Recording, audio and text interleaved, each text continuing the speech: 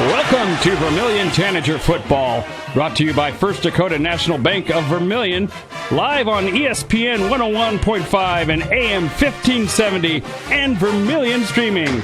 This broadcast is made possible by the following Yankton Sportscaster Club members, including State Farm Insurance Agent Dick Sunday, Vermillion Auto Works, Murph's Appliance, Knudsen Family Dentistry, Intech, Pump and Pack, Dakota Realty, Masaba, First Dakota National Bank, Vermillion Vision Care, Todd's Electric, Larry's Heating and Cooling, Vermillion Medical Clinic, Slumberland, Candy's Couture, Clay County Abstract and Title Company, Blaine's Body Shop, Kalen's Indoor Comfort, JFI, Pizza Ranch, Fuller Digital Solutions, Yankton Thrive, Runnings, Thermobond, The Lumberyard, Dairy Queen Vermillion, Midwest Ready Mix,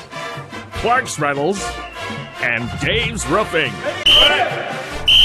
It's time now for the Carlson's Body Shop pregame show with the voice of Vermillion Tanagers, Michael Schumacher.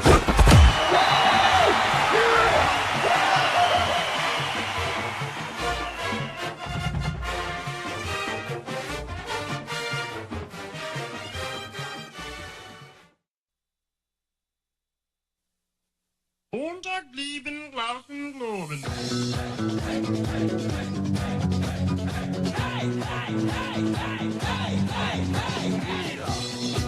DJ Humberbug. And all the girlies said I'm the right guy. Give it to me, baby. Give it to me, baby. Give it to me, baby.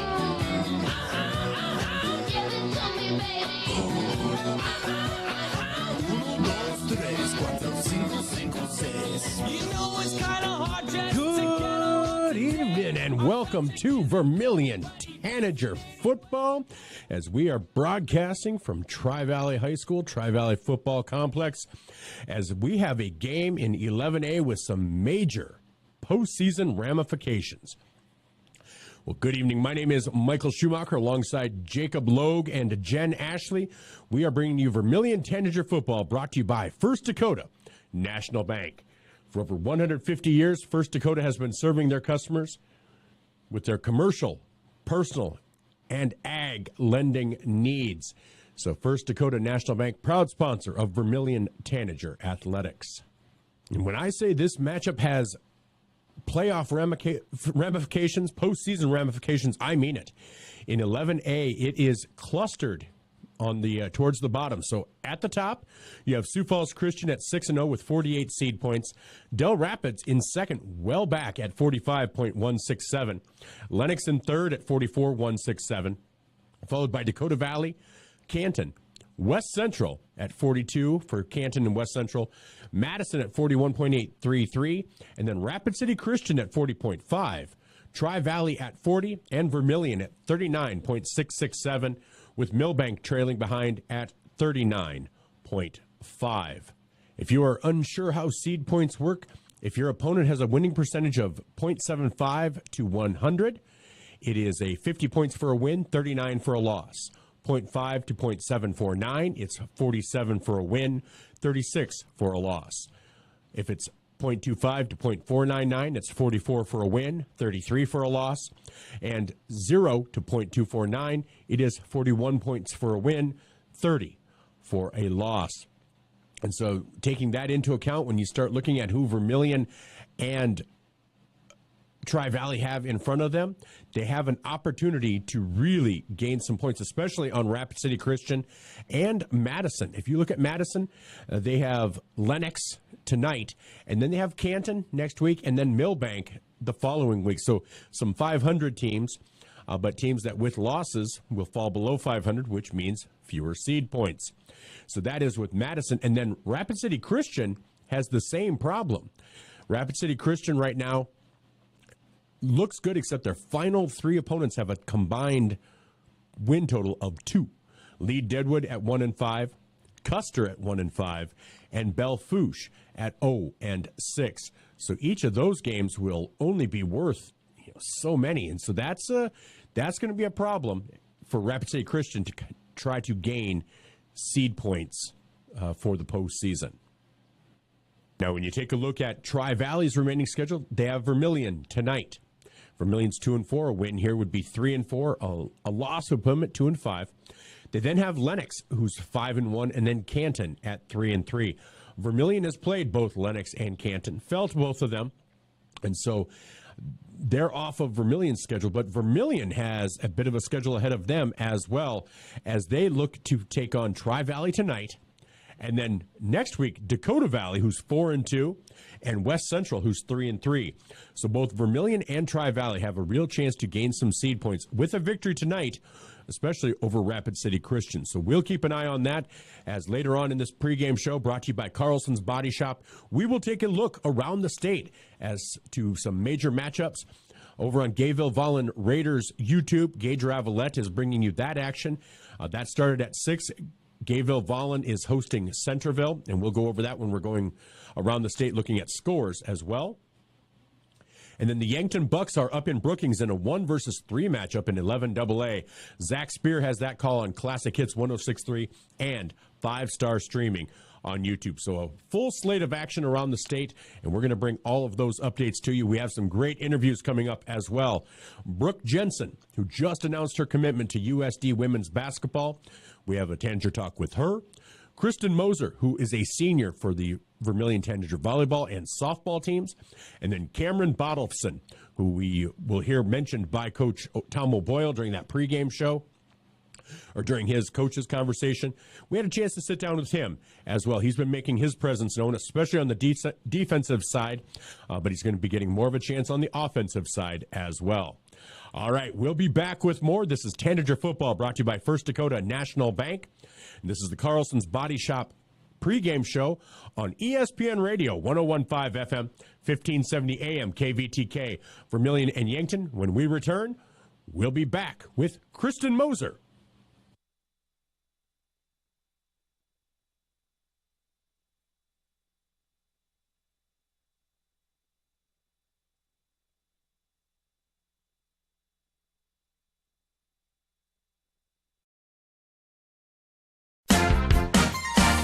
Hi, I'm Farron Pratt, president of First Dakota National Bank in Vermillion.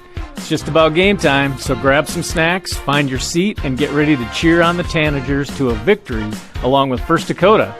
And after the game, when you've had a chance to catch your breath, come on down to First Dakota National Bank and chat with us about how we can win your business too. We've got a pretty impressive team, if I do say so myself. But for now, it's game time. Let's go Tanagers!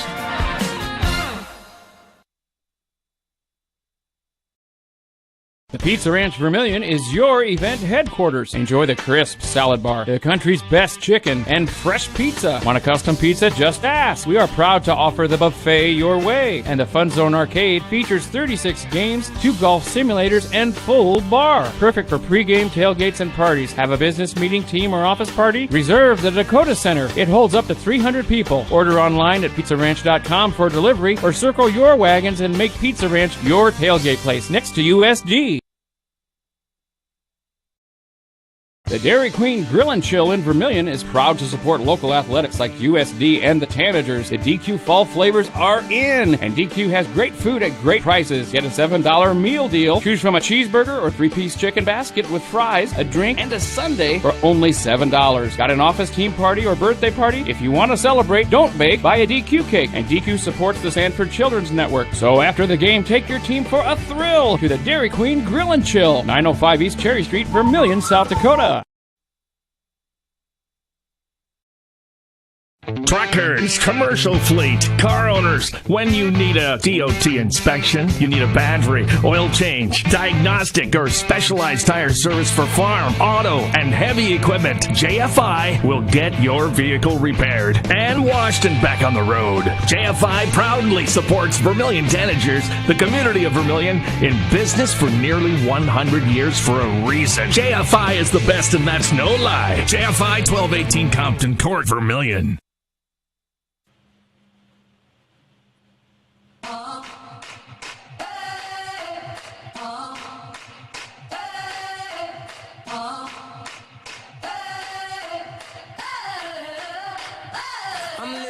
the 21st century. Doing something mean to it. Do it better than anybody you ever seen. Do it. Screams from the haters. Got a nice ring to it. I guess every superhero need his theme music. No one man should have all that power.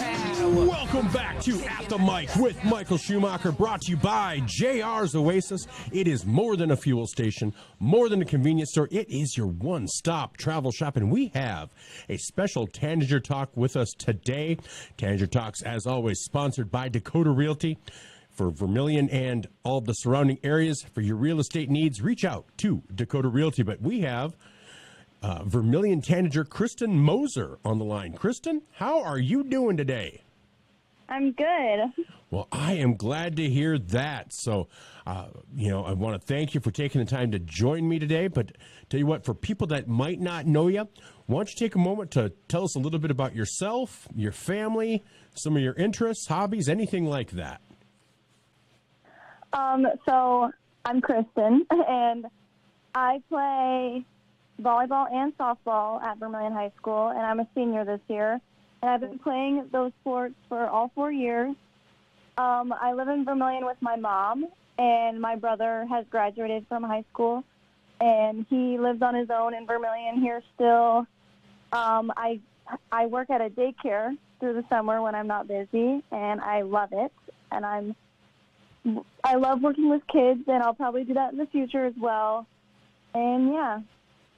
All right. So I tell you what, we'd mentioned you're a senior. You kind of talked about working at the daycare. What are your post-graduation plans? After graduation, I'll go to college. As of now, I'm thinking of like a social work degree or something around there.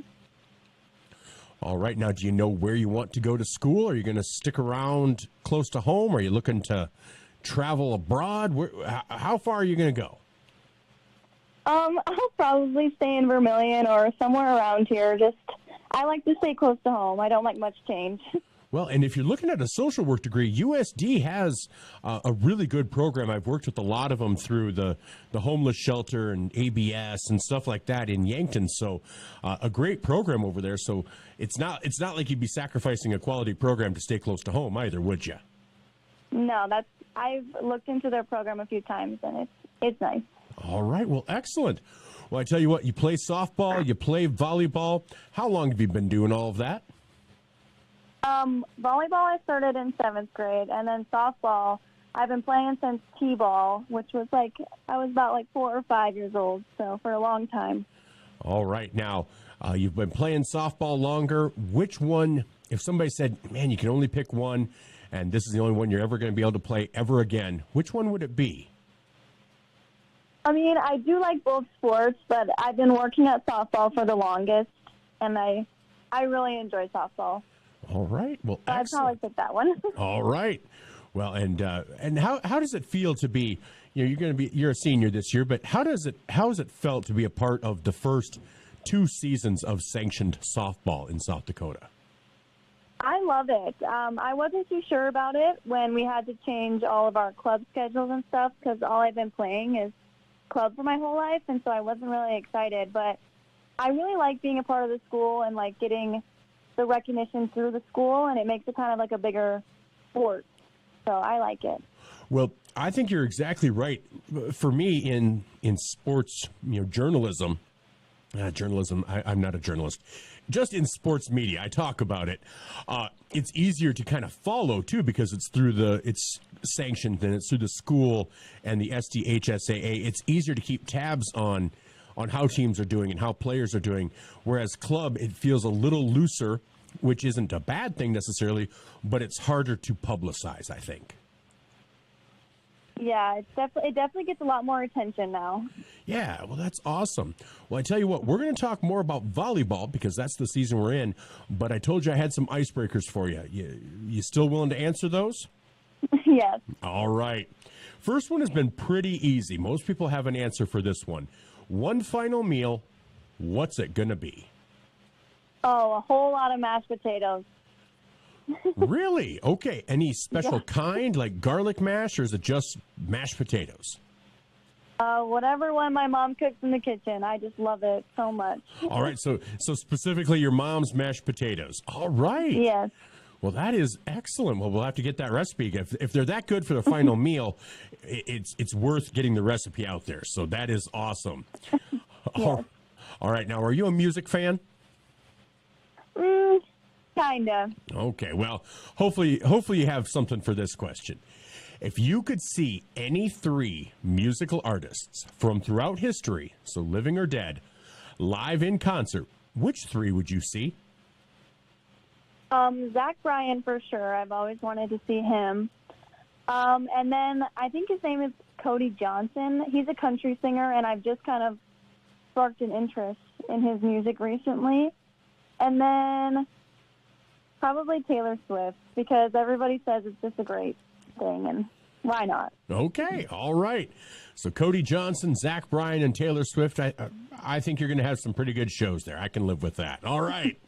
Excellent. Well, now, this next question involves time travel and history.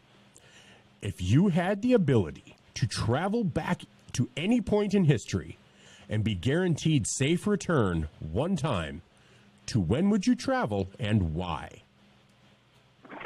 This might sound a little funny, but I feel like the 2000s, like the early 2000s, because, I mean, I was a little kid during that, and I just feel like I want to see it and remember it.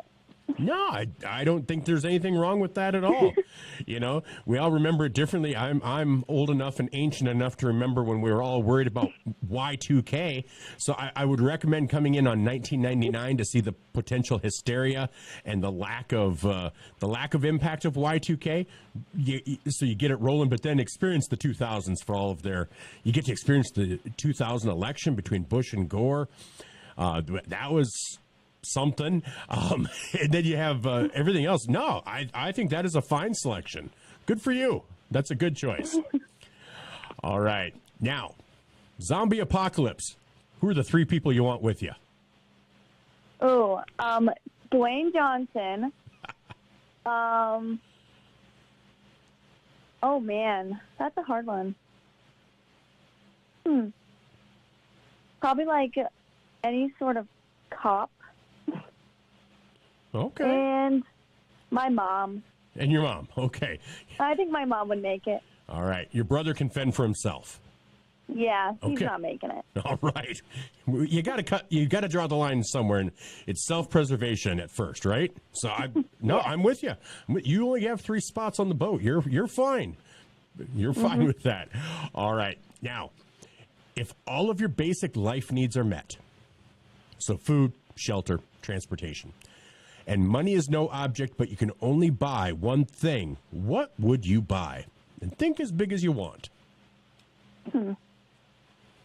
I feel like a nice, big, fluffy beanbag. I've always wanted a beanbag. Okay. All right. A big beanbag it is. Would you have like a print? Would you want it to be like a logo of a team or anything like that, or just a big beanbag? Just a regular, fluffy beanbag with a nice blanket on top. All right. I can go with that. All right.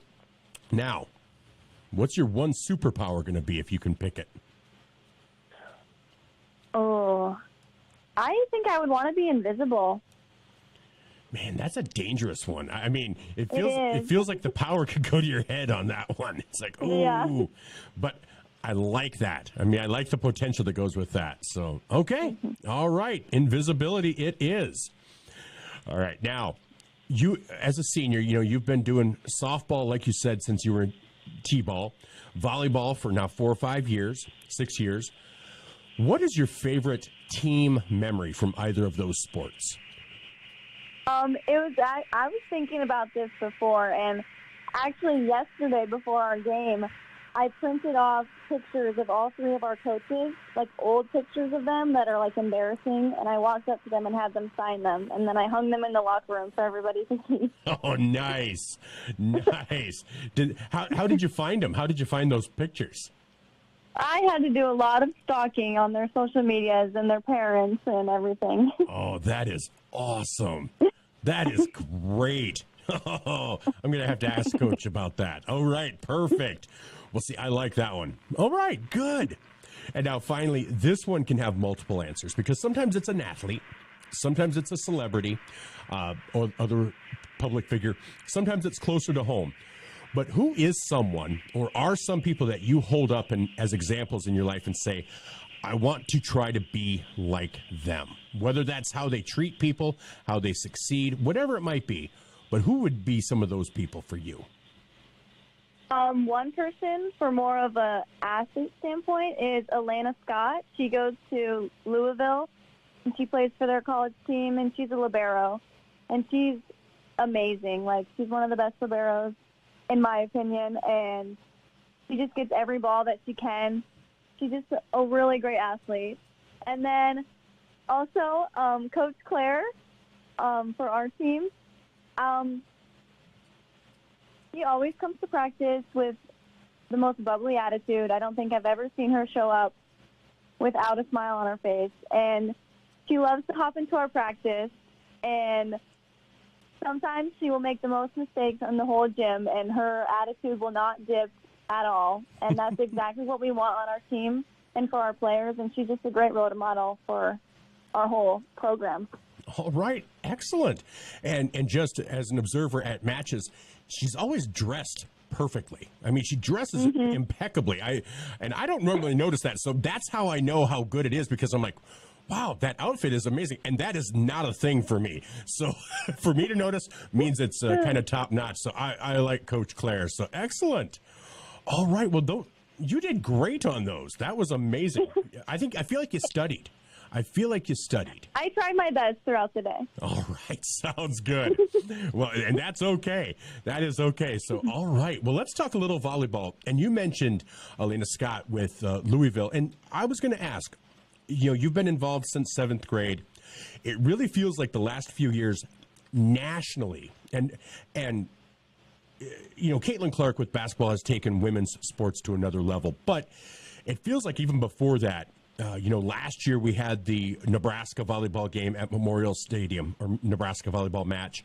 Have you, in those 4, 5, 6 years, seen a growth in women's sports, but even more specifically volleyball over that time?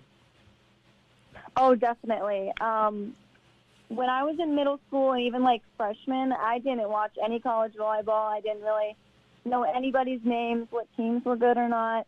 And then my junior year and leading into my senior year is when I really started noticing, and now I watch a lot of the top matches, and it's just so interesting. And I feel like volleyball is very, growing so much recently, especially at that top level. Now, as you've been watching, is Louisville your favorite team, or is it just Elena Scott's your favorite player? And who do you pay attention to? I do really like Louisville. I think they might be my favorite, but I also like Nebraska. They're close by, and they're very good. But I've recently been paying more attention to Louisville. Okay, excellent. All right. Well, I wanted to get your feelings on that. Now, volleyball as a whole, you're playing it. You guys are in Class A, and, man, you guys are facing some of the top competition. I mean, you've faced Del Rapids, who's really good, Sioux Falls Christian, so many good teams. As a senior on a very young team, how do you envision your role as a leader on this volleyball team? I think, we're not going to win every game. I mean, we're not having an amazing season this year, but we're kind of creating more of a culture. Coach Kayla preaches that quite a bit. We're creating a culture for the people who come after us, and this season's obviously not our best season we could have had, but I think we're really growing and making a better team, and we're learning the little things that will make you a better athlete. Like, volleyball is a very mental sport, and you're getting that mental toughness, and by the time our young team grows older, I think that they could really get some stuff done. Can I just say that was as mature an answer as I have received from anybody? That was amazing.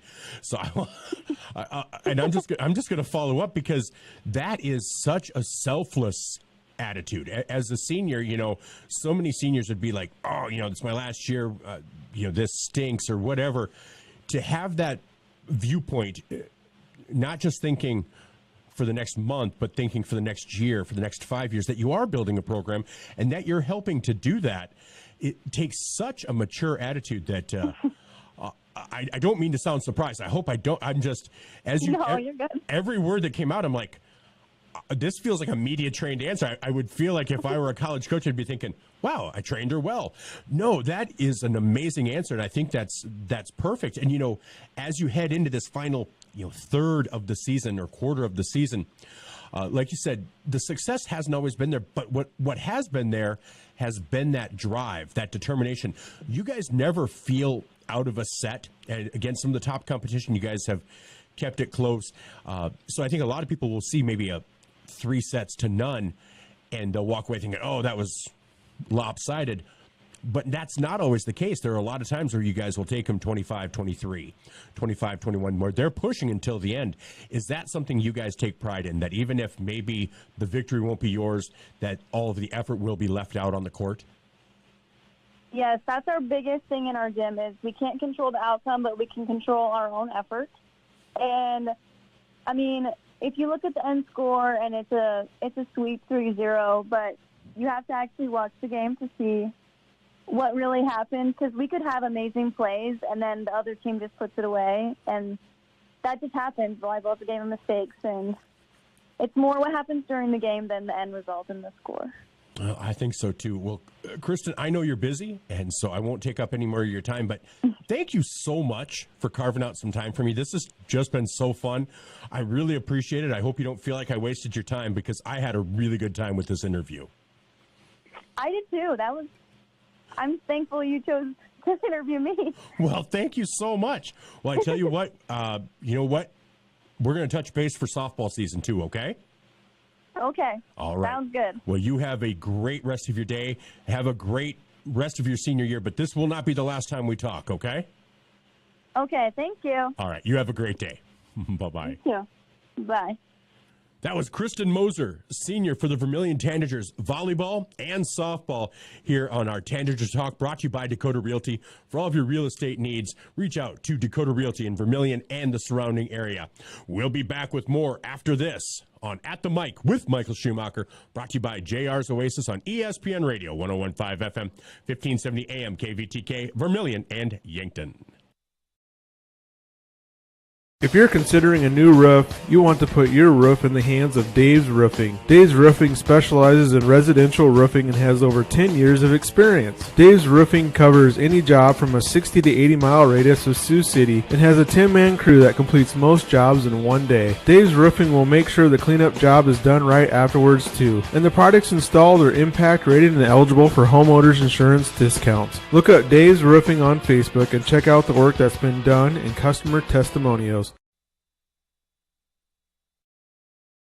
Are you ready to start a career with an exciting team? Thermobond is looking to add to our team of experts. We offer competitive wages, a positive work environment, and on-the-job training. Thermobond is headquartered in Elk Point, South Dakota, and for over 30 years we've been providing lightweight and precast solutions for multiple industries nationwide. Check us out and see if you'd like to start a new career with us today. A positive work environment, and on. Welcome to Runnings in Vermillion. Shop their great lineup of clothes for women. Names like Ariat and Carhartt for men. Boots and shoes and kids' clothing. Runnings has a large supply of animal food and accessories. Love the outdoors? See the selection of ammo, firearms, and fishing equipment. For everything you need, walk through the doors at Runnings, your home, farm, and outdoor store, Vermillion. And shoes and kids' clothing, boots, running.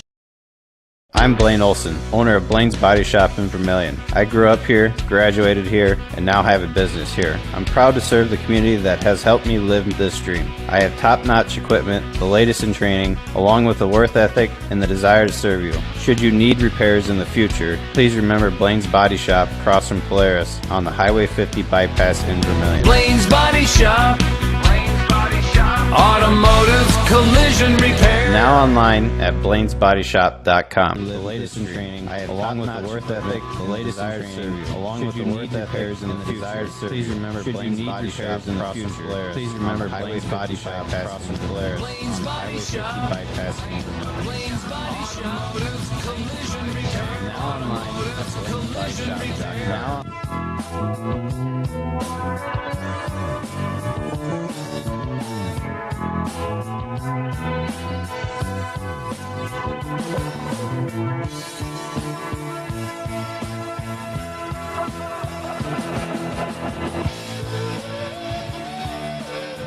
Welcome back, and we have a Tanager talk with a special guest because we've talked to her before, but this is some big news. It touches not just Tanager talk, but it's also kind of a Coyote conversation. We have Brooke Jensen on the line, who just announced her commitment to USD Coyote women's basketball. Brooke, I'm just going to ask, how are you feeling right now? I'm very excited, Michael. I'm very happy to join the Coyote team and family, and I'm very excited to stay in Vermillion.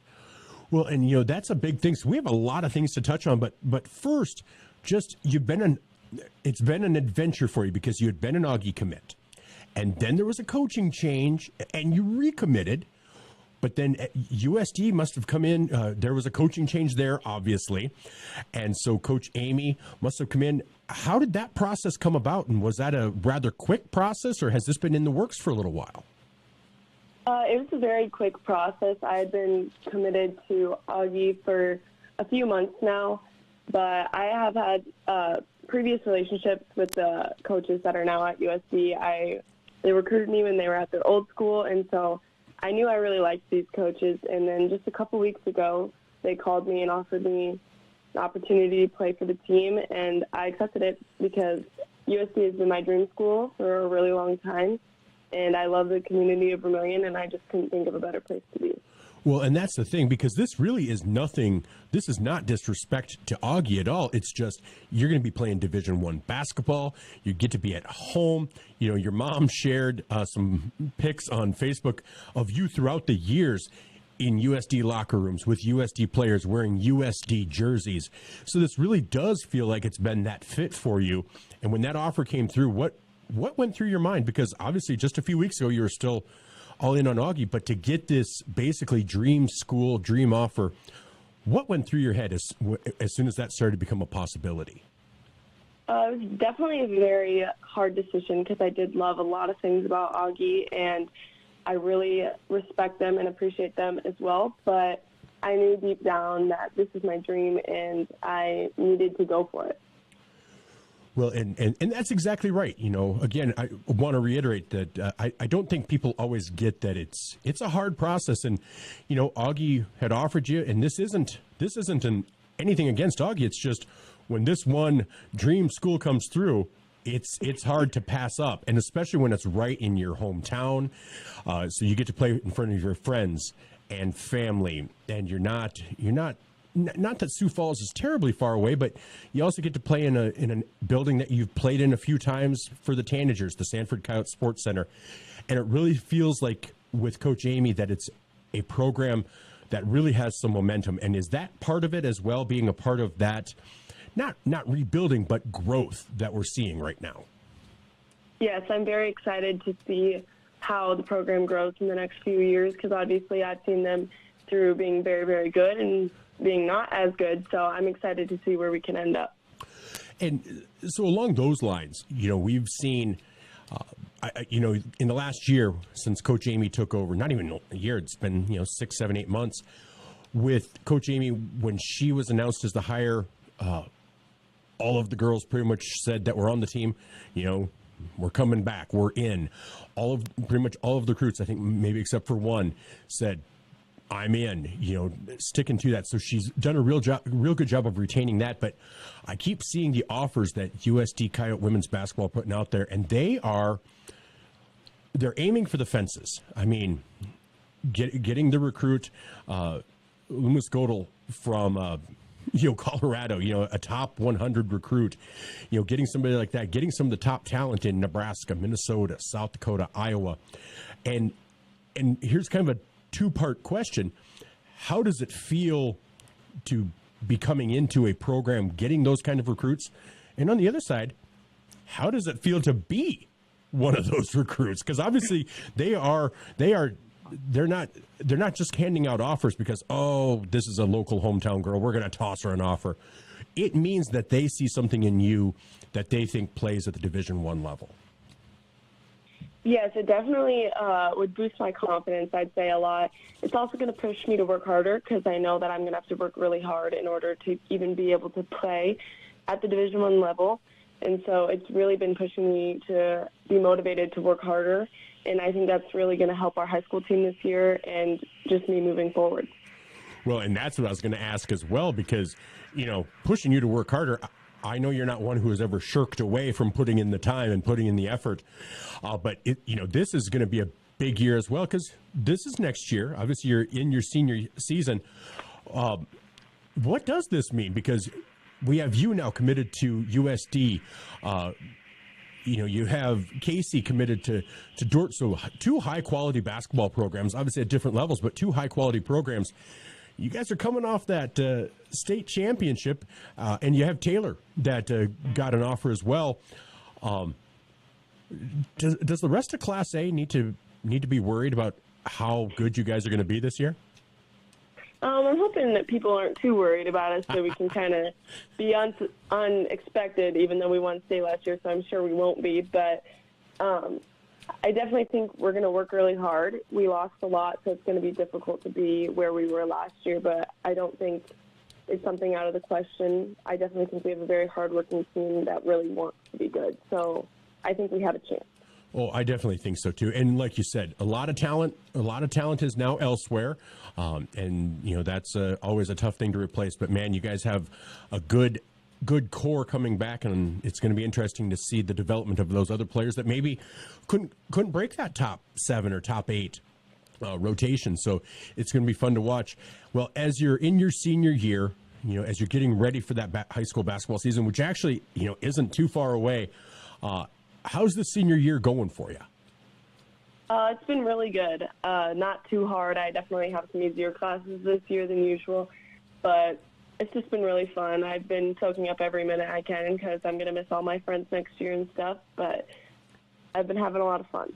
Well, that is great. Well, I told you, it wasn't going to take up too much of your time, but I did have two icebreakers that I don't think I've ever asked you before. So this one is one I think I might know the answer, but the other one I'm interested. But as you're entering in your senior year of high school, what is your favorite athletic memory? Whether it's a team memory or individual, what's just the favorite one in your brain right now? Definitely has to be winning state, I'd say. I kind of thought that would be the answer, but, I had to toss it out there. And just kind of walk us, because you and I haven't really had a chance to talk too much about state itself. We've talked about Augie and all of that, but what was the state tournament like for you? Because you guys insisted on spotting everyone a lead. And to the fans out there, we're all just like, oh, no. What was it in you guys that you guys, every time, every second half, you guys were able to, basically, if you want to sound really violent, put your foots on their throats and not get let off. Otherwise, put your foot on the gas and just keep going. What was it at state that got into you guys that you guys were just able to overcome whatever anybody brought to you? I really think it was just because we're such a close-knit group. We were like sisters last year, and we just wanted to play for each other, especially the seniors. We all wanted to give them a good last run. And I honestly think that's why we made it as far as we did, is just being so selfless, and nobody cared about themselves, and we only cared about the team. And we just wanted to do everything for each other. And I think that's really what helped us get as far as we did. All right. And, playing T for the state championship, it really just kind of felt like almost like a Highlander thing. There could only be one. It felt like it was just fated that it was going to be you two, didn't it?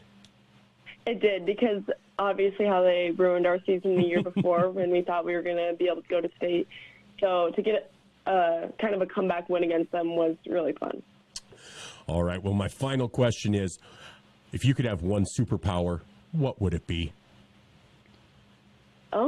I would have to say teleportation because I live so far out of town that it would be nice to just teleport into town and not have to drive.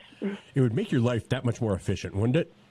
Yes, it would be so much easier. Like 30 seconds before class. Oh, all right. I'm going to head to math now. You know, whatever it is. Yeah. Oh, man, I forgot this at home. All right. You know what? It would just make life so much easier. All right. It would. Well, hey, I'm so glad you're able to hop on with me. I just wanted to touch base with you. This is a cool decision. I know the Tanager fans are going to be excited. Coyote fans are going to be excited. If there are, and I'm sure there are Coyote fans that haven't been Tanager fans because they're not obviously in Vermillion. So I think they're going to be excited to see what you can bring to the court. I want to thank you for taking the time to talk with me. I always appreciate it. And I hope it's not the last time we touch base, okay? Yes. All right. You have a great rest of your day. Again, congratulations on becoming a Yote, but we got another state championship to try to win, right? Yep, sure do. All right. You have a great day. Thanks, you too. Thanks. Bye-bye. That was Brooke Jensen of Vermillion Tanagers girls basketball. And now, USD Coyote women's basketball. She committed earlier or announced the commitment earlier today. Excited to have her on. And as we record this on Monday afternoon, just exciting. And I think it's going to be great. It's great to have that hometown feel. And Coach Amy is building something. So if you haven't gotten your season tickets yet for South Dakota women's basketball, you might want to think about doing that because they're going to be good. Not just good. I think they're going to be great. All right. We'll be back with more. This has been a Tanager Talk brought to you by Dakota Realty. For all of your real estate needs in Vermillion and the surrounding areas, contact Dakota Realty. And you know what? I'm making this a Coyote conversation as well. A pre-Coyote conversation brought to you by American Farm Bureau Insurance, Dan Colbert. Thanks. We'll be right back.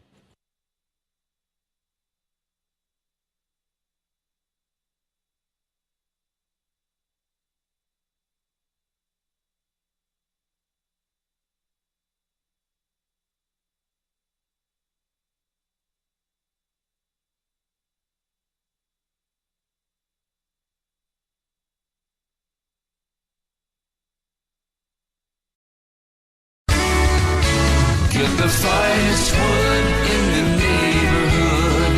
Down at the lumberyard. But it's not just wood at the lumberyard. With a wide variety of quality building materials, the folks at the lumberyard can help you with all of your project needs.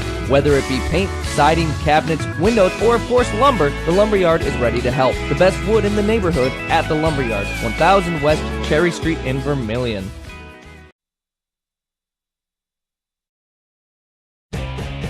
Midwest Ready Mix and Clark's Rentals are your locally owned and operated ready mix and rental companies available in both Yankton and Vermillion. The Oshkosh front discharge mixers allow for easy placement of concrete and they're nearly unstoppable. More of a do-it-yourself fan? You can also get all your hand tools, mini excavators, skid steers, aerial lift equipment, and more for any job you need to get done. Choose Midwest Ready Mix and Clark's Rentals as your concrete and rental equipment headquarters of Yankton and Vermillion.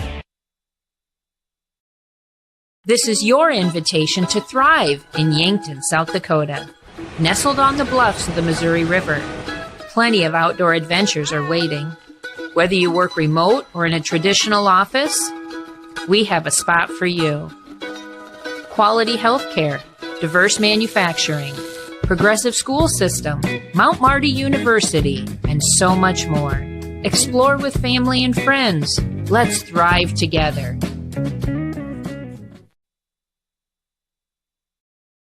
Starting the first bank in South Dakota was the easy part, earning the confidence of local farmers, helping families account for their dreams, and securing the future for countless businesses took us a little longer.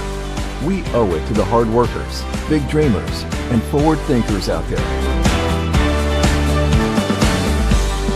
Thank you for making South Dakota a great place to call home.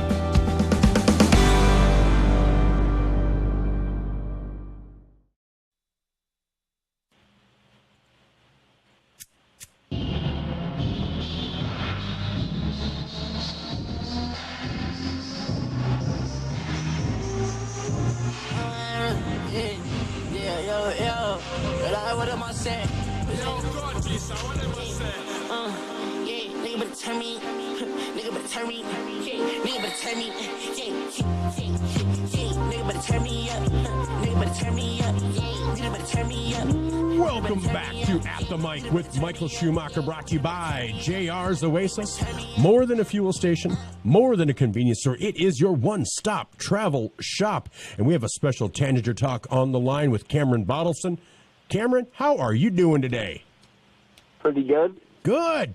Well, thank you for taking the time to talk to me. And I tell you what, for people that might not know you, why don't you take a moment to introduce yourself and tell us a little bit about you, your family, parents, siblings, anything like that, and some of your hobbies or interests. I'm a sophomore at the high school, and I live with my mom and dad. I have two sisters, and my mom's a teacher at the elementary school, and my dad's a farmer. All right. And my hobbies are pretty boring. It's mostly just sports. Well, nothing wrong with that. And what does your dad farm? He farms corn and soybeans. All right, corn and soybeans. Nice. All right. And are your sisters younger than you? Yeah. One's a freshman, the other's an 8th grader. Okay, excellent. All right. And so do you play any sports besides football? Yeah. I play basketball, and I throw javelin and track. Really? The javelin? How did you get into that? Well, in middle school, I did shot put and discus, and we do javelin at the high school, and I just like javelin more than I like shot put and discus. All right. Well, that is unique. I like that. All right. So you're a sophomore. Well, let me ask, have you thought about what you want to do once you're out of high school? Hopefully go to a 4-year college and play football somewhere, and then get my undergrad and bachelor's, and then transfer to Minnesota to get my doctorate in oral surgery. Wow. Okay, so you have thought about what you want to do. That is awesome. Yeah. In oral surgery. So what is it about that has you so intrigued? I just want to be in the medical field, and I think I just kind of felt like it would be a good specialist job, and it's pretty cool and I think it would be pretty cool. All right. Well, and what's great about it is, a lot of times you're helping people that, are in pain, have real need. It's an awesome profession. And wow, I'll be honest, as a sophomore, I was not expecting to have that much laid out. That is an exception to the rule. I will tell you that. So congratulations on kind of knowing what you want to do. And even University of Minnesota is where you want to go to get your doctorate then? Yeah. So you've already looked at what good schools are for that. Yeah, I looked around to see if it's feasible. Wow. I don't mean to sound surprised. I just a lot of kids your age don't have it planned out that far. Congratulations on kind of know what you want to do. So awesome.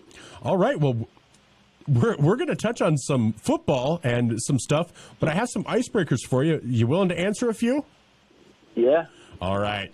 First one's usually been pretty easy. If you have one final meal, what's it going to be?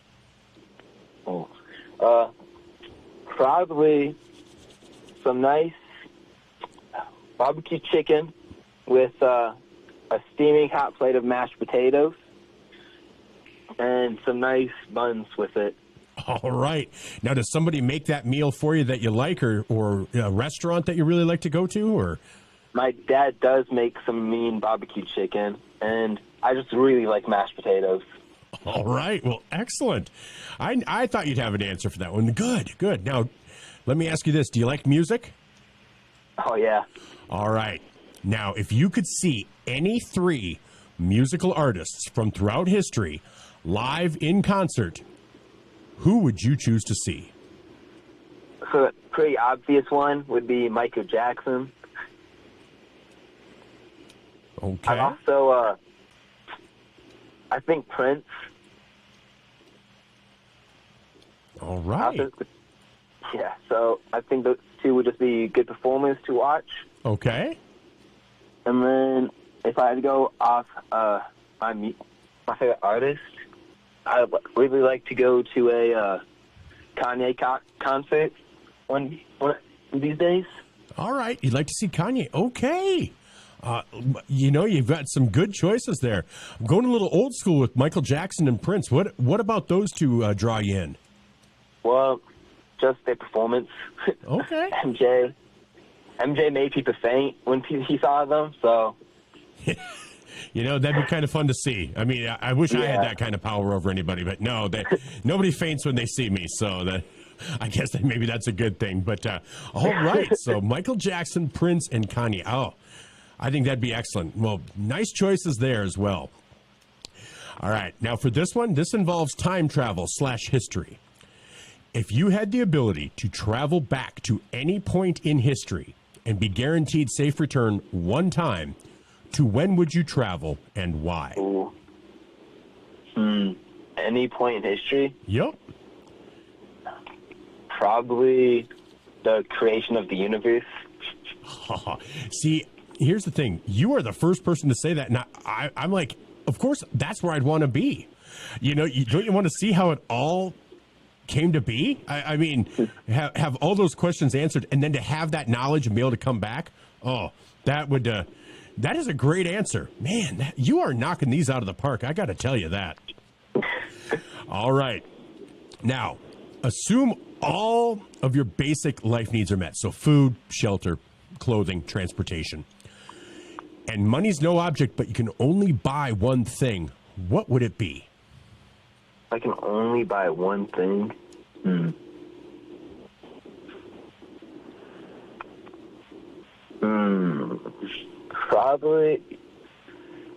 Probably Detroit Lions season tickets. All right. Would you want to be in the crowd, or would you want your own luxury box? I think crowd, the atmosphere. I think the atmosphere in the crowd would be awesome. I think the luxury box would be fun once, but I think that would get old in a hurry.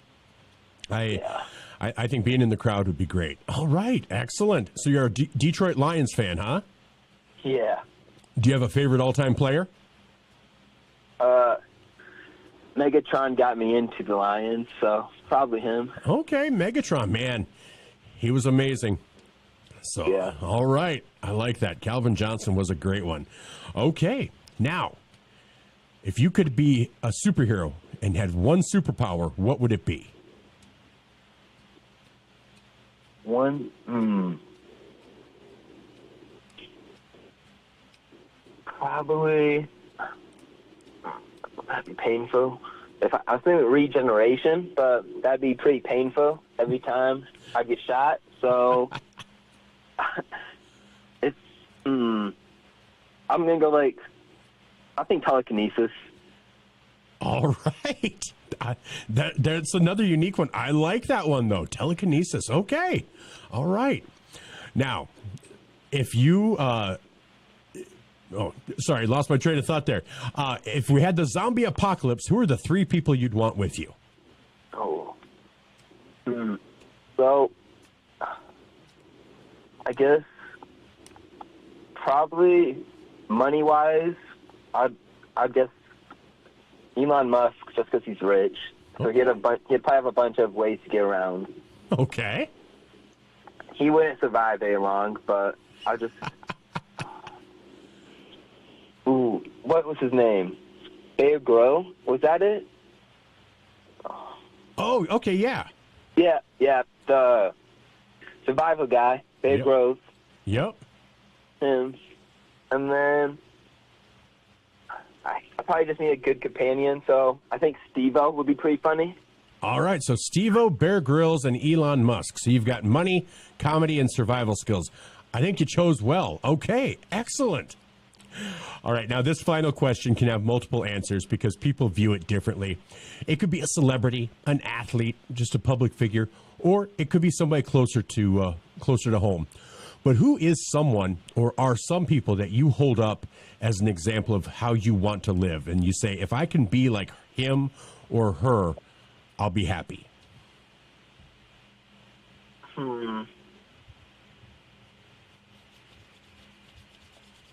Probably my grandma. Okay. All right. Where does she live? She lives in Sioux Falls. Okay. And why do you pick your grandma? What is it about her or the way she lives that is special? Well, she's just always around, even though she lives in Sioux Falls, and she's a pretty tough cookie, and she also listens to these, so okay. Try to get some brownie points at Christmas. All right, that sounds good. You know what? You have to have a reason for everything. I like it. All right. Well, you know what? I know some of those were a little off the wall. You did well. And some of those were. I've been doing these for about a year and a half now, and some of those were first time answers, and I like it. So keep thinking outside the box. I like that. But I tell you what, we'll get back into your wheelhouse. Let's talk a little football. All right, I tell you what, yours is a name that is starting to get called more and more on the defensive side. Have you been doing anything differently, or are you just feeling like the game is coming to you a little bit quicker each and every game? I think I got some varsity time as a freshman, and since then, especially after the first couple games at linebacker, after I switched from a D-line, it slowed down a lot, especially the past 2 games. I'm seeing the holes a lot better and the gaps. So I think it has slowed down a pretty good amount. And I also I've probably French in the backfield in the back with me. So an all-state linebacker just helping you out is pretty nice. Makes it a little bit easier, doesn't it? Yeah. What I've noticed with this team, though, over the last 3 games especially, is the amount of swarm tackling, team tackling, where for a while there, for the first few games, I felt like I was calling maybe one name on a defense, on a stop or on a tackle. Now it's like, oh, that tackle was made by French, Bottleson, Voss. It just feels like there are 2-3 players at every stop. Is that something that you guys are being a little more intentional about, making sure that multiple players are swarming to the ball? The coaches always do tell us to get hats to the ball in practice, and it's coming onto the field. Voss is out for a good amount of the season in the beginning, and getting him back has been really huge for the team. So it's nice having him back. And the D-line have been getting their hands on the running back a lot more lately and getting after the ball and just getting those assist tackles, which has been an emphasis for them. So that's been pretty big. All right. Now, individually, what do you think is the strength of your game? What do you think is your strong suit? I put my body in pretty reckless situations. Okay. Well, you know what? I don't shy away from contact. Well, that in football, that's a good quality to have, especially on defense. So, all right, and whatever you're doing is working, because, like I said, I'm calling your name a lot more. Now, you guys have it's been a tough season. You guys have played some really top-notch competition, though, and as you look ahead, these final few games, as you guys have been playing, it feels like some things are clicking a little bit more. Is there any reason to think that you guys can't make a run to the playoffs here? Not really. I think if we just got to keep bringing the energy. The Millbank game was our best game of the season by far. The energy we had coming into warm-ups and into the game was a lot different than what they were in the beginning of the season. And if we can keep that up coming into Tri-Valley and then on to DV and against West Central, I think we have a good chance against every single one of those guys. I think you're exactly right. You guys have been through the gauntlet. You guys have been through, your Sioux Falls Christians and your Lennoxes and, Madison, stuff like that. I think you guys have a chance. And I think, like you said, the energy we saw at that Millbank game was something special. And I think if you guys are able to bring that, there's no reason you guys can't make a strong push for the postseason. So I'm looking forward to the rest of this year. But Cameron, I just want to say thank you. Thank you for taking the time to talk with me today. I really appreciate it. It's been fun. You've had some brand new answers for me. I loved it. And again, congratulations on knowing kind of exactly what you want to do and having planned it out. I'm just amazed. And So thank you so much for taking the time. I really appreciate it, and I hope it is not the last time that you and I touch base. Hey, thanks for calling me, and I hope you have a good day. You too. Have a great one, man. Bye-bye. Bye. That was Cameron Bottleson, sophomore for the Vermillion Tanager football team here on At the Mic with Michael Schumacher, brought to you by JR's Oasis. And that's a Tanager Talk. And if you would like to sponsor our Tanager Talks, give us a call, 605-665-2600, and we'll be happy to do that. All right, we'll be back with more after this.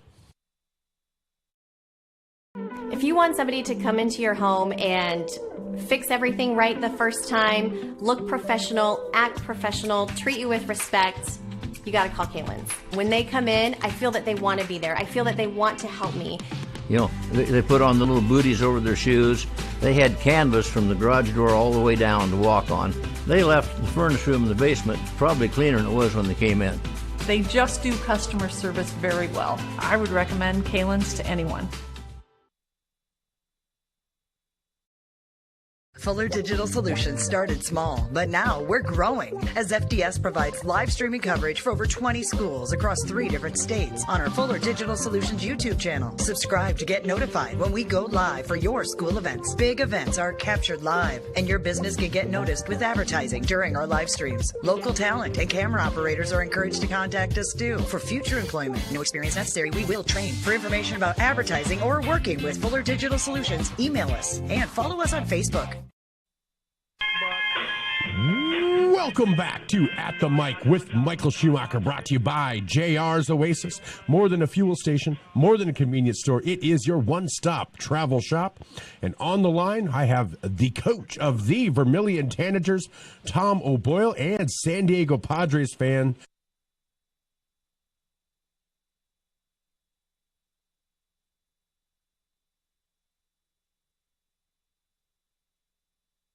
welcome back to our coaches conversation, and on the line we have Tri-Valley Mustang head coach Dan Sneathen. Coach, it's game day. How are you doing today? Not too bad. Kind of liking the cool weather. It feels like football, doesn't it? It does. Best time of the year. It really is. I mean, it just, I don't know. There's something to it. I love autumn as it is, and sometimes it felt like for a few years there we didn't get it at all, so I always enjoy it when we do. Leaves changing, kind of sweater weather, but not cold. But it's just beautiful, and it feels like football. Do you remember the old NFL films like Autumn Thunder and all the classic music that they played with that? Oh, you bet, exactly. It honestly takes me to that, and I start thinking, autumn is like a pirate type of thing, and it's like, oh no, this is great. Yeah. So yeah, there you go. All right, well, Coach, I know you didn't want to hear about that, but hey, I appreciate you humoring me. We're gonna talk some football. It's a big matchup tonight. I don't know if you're like me, but it's like in the blink of an eye. A football season starts, and all of a sudden you turn around and there's 3 games left in the regular season, and you start thinking, all right, this game's important. Here's where we sit for potential postseason. And this game is one of those. You and Vermillion very close in the standings. Seem like a very, very evenly matched teams. How are you guys feeling coming into this game? Oh, it like you said, it seems like this season has just gone by in the blink of an eye. We got off to a fast start, 3-0. Played a really, really good game against Dakota Valley, and started getting some injuries. And that sort of derailed us a little bit. But the nice thing is we're pretty young, and our younger players have really adapted to the situation, and they're growing up pretty fast. Well, and when and that has multiple aspects to it, because obviously you're in the season, so you're developing some of those players and trying to get through. But man, as far as building a program, it feels pretty good to be able to get some of those young guys some reps, some real game action, because it's going to make you stronger in the future too. Yeah, in a perfect scenario, a lot of them would be playing a full JV schedule, maybe playing a lot of special teams. But we've got a smaller senior class, and so that opens up a lot of spots above them. And so we knew going in, even through the summer, through camps and things like that these guys were going to play a lot of football. And our sophomores and juniors have really stepped up and have answered the call with everything we've thrown at them. And so it's really kind of a rewarding thing as a coach to have players respond so well and do so many good things. So it's a nice building time, but at the same time, we feel like we're competitive enough to play with anybody on our schedule, and I think that still holds true. Well, and you guys have shown that. Like you said, you got off to that 3-0 start, nice win over Millbank, a shutout of Belle-Fourche, and like you said, Game 4 hung with Dakota Valley. Dakota Valley, one of the top teams via media rankings, but 21-14. Met Del Rapids. Del Rapids is a different animal. They are something. They are one of the top ones in 11A, but then had a close one with Madison. You hung with them at their new complex there, and Madison's a big, strong team. A lot of players out and a lot of experience. Sometimes you can take as much away from a loss as a win. Coming off that game, that 21-12 loss to Madison, do you feel like you know more about your team after that? Yeah, I really think we do. The Thursday before the Del Rapids game, we found out that our starting quarterback, Ty Oyen, who was just really, really coming into his own, was going to have to miss the rest of the season with an injury. And so we had to get our sophomore, Brady Jewett, up and going in a hurry for Del Rapids. And and so since that point, it has been sort of retooling and going back to the drawing board a little bit with how we do our offense. But last week Madison, big physical team with a lot of good talent, and we got off to a slow start in that game, but down the stretch we more than held our own. We were in a position where we could have won that football game. And so that's the mark of a young team, those kind of growing moments. But now what we've talked about is we need to keep eliminating those mistakes that kept us from winning those close games, that kept us from being in a situation where now we're playing not just to make the postseason, we're playing to possibly host a playoff game in the postseason. And that having been around here for as long as I have, that is a huge advantage if you can be the host team. Well, and that's exactly right. And of your final 3 games, you get to host 2 of those, starting tonight with Vermillion. Your schedule doesn't get much easier. You have Lennox for your second to last game, and then you host Canton, and T. Grandin might be back by that time. So it is a tough thing. But if you are able to play to the way you feel you're able to, you're exactly right. You're going to get some good seed points, and that could easily turn into hosting a playoff game. And at that point, once the postseason hits, anything happens. Right.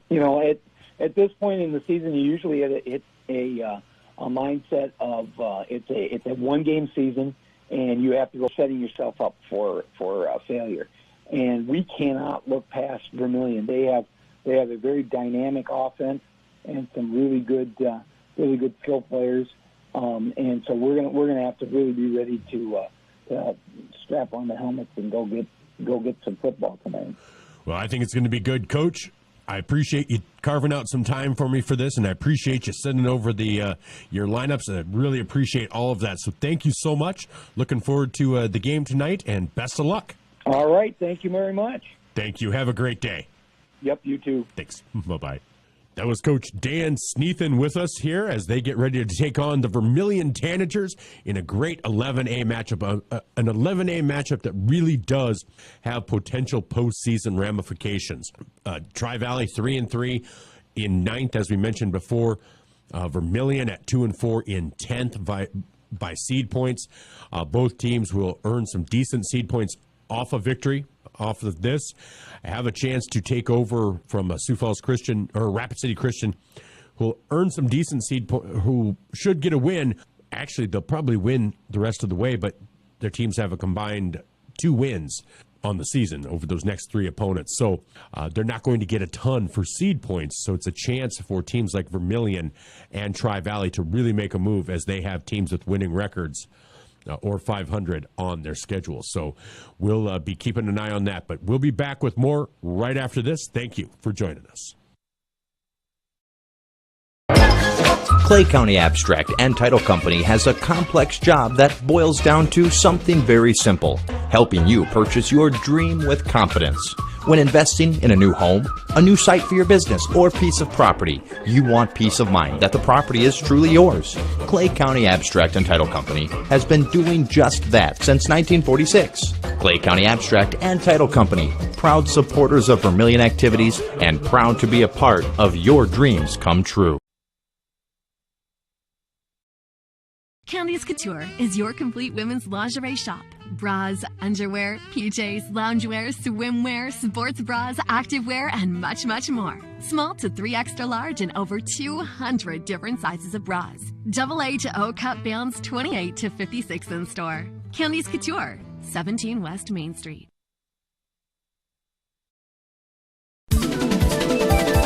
Slumberland Furniture in Yankton, the place to shop for your next new mattress. Find brands like Stearns & Foster, Nectar, and the hottest selling mattress, Purple, measured for your comfort and a dream-laden night's sleep. There's the new Adapt by Tempur-Pedic as well. Slumberland Furniture has Flex Steel furniture too, comfy and classy. That's Slumberland Furniture, 2401 Broadway, Yankton.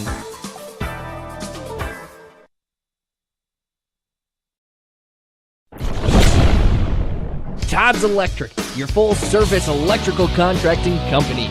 Todd's Electric services residential, commercial, agricultural, and industrial customers. From the simplest service call to the most complex design build project, Todd's Electric has the expertise to do it right.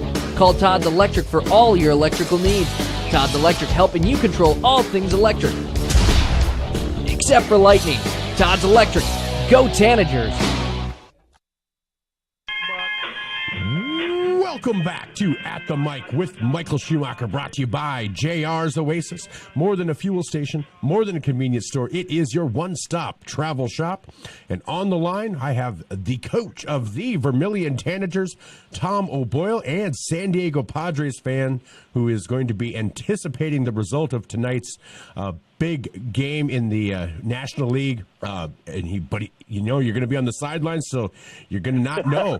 So I'll try to keep you informed when you come up for the post-game interview, if that works. Good man. Yeah, I have a personal doubleheader tonight. It is a great evening. Can't wait to go to Tri-Valley. What a great place and good people there are there. Coach Sneeden does a great job, and we're going to feed our kids afterwards before our trip home. So certainly want to say thanks to coaching staff and the Booster Club for that. And as you mentioned, sure, Game 5, Darvish on the hill for my Pods, and expecting great results. Can't wait. You have yourself a game tonight up in Tri-Valley, and it's feels like 2 really evenly matched teams coming into this, and it's been a blink of an eye, and we're already looking at the last few games of the regular season, starting to try to make a position or push for the postseason. How are you feeling about the Tanagers right now, sir?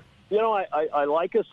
Chapman is still a little bit banged up, so we'll see how he is pre-game tonight. He certainly is a difference maker for us in the backfield, but if he's unable to go, we have Mike O'Beal and Duke Job will be handling the chores at running back. We really feel, I agree with you, 2 very evenly matched teams. Looking for a very good football game tonight. We liken this opponent to the opponent we played 2 weeks ago in Millbank, so we're going to see a lot of we're coming out with the same philosophy. We're going to try to run the football first, and we're going to try to spread their linebackers out there on an even front.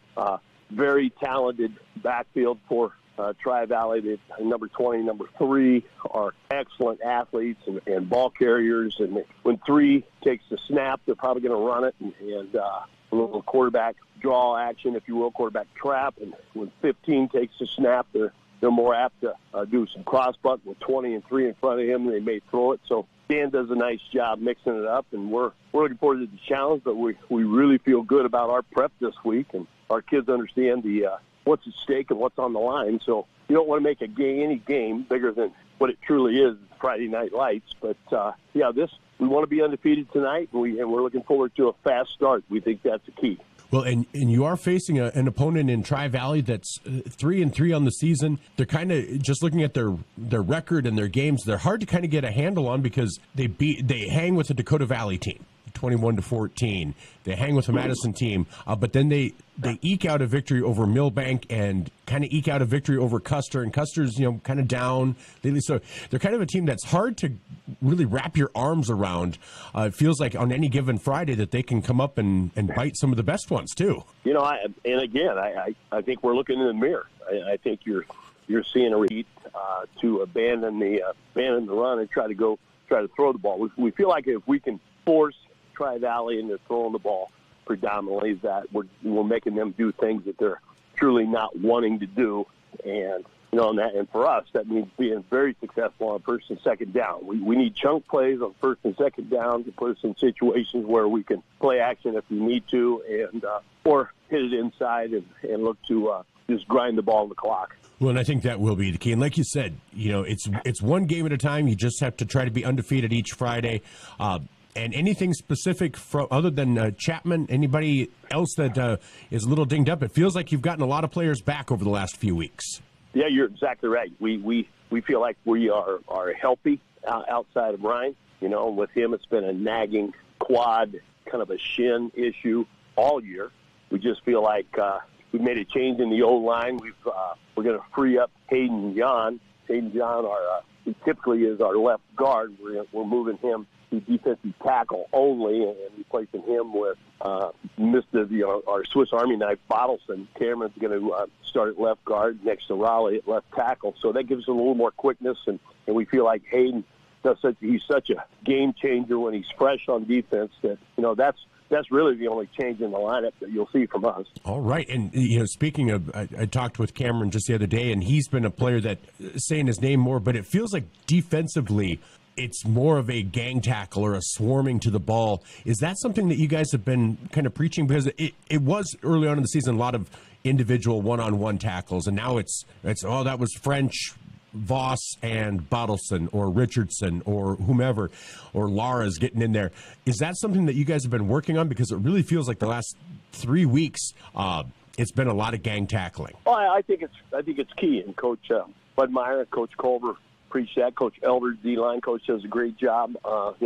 They preach hats to the football, and a lot of it is the scheme of the offense really kind of dictates how many hats you can realistically get to the football. But to be going that way and take away cutback lanes and things of that nature, if a back gets if you make him bellied at the line and have to either make a decision, is he going to bounce it outside or cut it back? You need people in pursuit waiting for counter. When you get motion away, you expect something back, and it's just the little football idiosyncrasies that you need to always be on a line at the football, and if it happens to come back, you want to be there. So I love the fact that our kids are in great shape and they hustle to the football, and they know it's important because you don't know what's going to happen. That was the case last week when we recover a fumble at the one. Had guys not been in pursuit and whatnot, that's the ball we don't get on top of and change possession. So it's a pride thing, and it's sure fun to watch our kids get 3, 4, 5, 6, 7 guys to a football and congratulate each other, slap the helmet, and get back ready to play again. It really is. And that's one thing I've noticed with this team is just a lot of congratulations of teammates, a lot of celebration of teammate success. And you don't always see that. Sometimes you see teams where they're very self-focused. This team seems to be very team-focused, and I think that is a great element to have. And it's a really fun group to coach when it's that way. So, it's truly, we're the luckiest people in the world to get to be able to meet with these kids each and every day on the practice field and teach football and learn football from them and see them smile and see them work through things. And, you absolutely know you're preparing guys to, you're giving them tools for their toolbox for life, how to adjust situations, and not everything's going to go your way, and you got to get up. What are you going to do the next play? We're very, very lucky to be in this profession of education and coaching, and it pays great dividends. Well, and I think that's the perfect touchstone. It's like we get so wrapped up in the Friday night. We get so wrapped up in that season that we feel, sometimes I think fans, we fail to realize that these are all life lessons for kids that maybe we apply and we don't even realize it, 10, 20, 30 years after graduation. But, these kids will be using in their future and out in the working world and in adult life and family life. And so it's much bigger than the game. I know it sounds cliche, but I think you're exactly right there, Coach. Well, thank you so much. I know you're busy, so I'll let you go, but hopefully we'll talk to you after the game if that works for you. Great chat with him. Looking forward to a fun conversation after the game tonight, Tri-Valley. All right. Sounds great, Coach. Have a great day. You too. Roll damn Tanagers. Roll damn Tanagers. Bye-bye. That was Coach Tom O'Boyle here on At the Mic with Michael Schumacher, brought to you by JR's Oasis. Tri-Valley Mustangs on tap for tonight, 7 o'clock kickoff. We'll have a 6 o'clock pregame here on ESPN Radio, 101.5 FM, 1570 AM KVTK, and Vermillion streaming on YouTube. We'll be back right after this. Wanting a specialist without leaving town? We've got you covered. Our clinic offers specialists for the health and wellness of your family, from pediatricians to OBGYNs, plus primary care. You can find it all at Vermillion Medical Clinic. So much care, so close to home.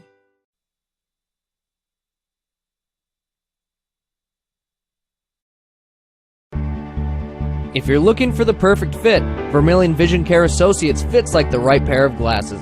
Vision Care Associates has its roots in family eye care, and the doctors are well known for being primary eye care providers. With the ability to treat and diagnose a variety of settings, Vermillion Vision Care Associates is the right fit for you.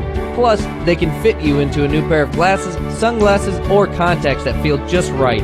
With continuing education, see the best doctors at Vermillion Vision Care Associates. Whether you're in the market to purchase a new home for your family, you want to sell your existing home, or you're a student looking to rent an apartment, Dakota Realty and Property Management can fit your needs. Being locally owned and with over 150 years of combined experience, they are the experts at helping you find your new home. Go to Dakota Realty and Property Management because they like what they do. Dakota Realty is a proud supporter of Vermillion Athletics. Dakota Realty and Property Management, located at 125 East Cherry Street, Vermillion.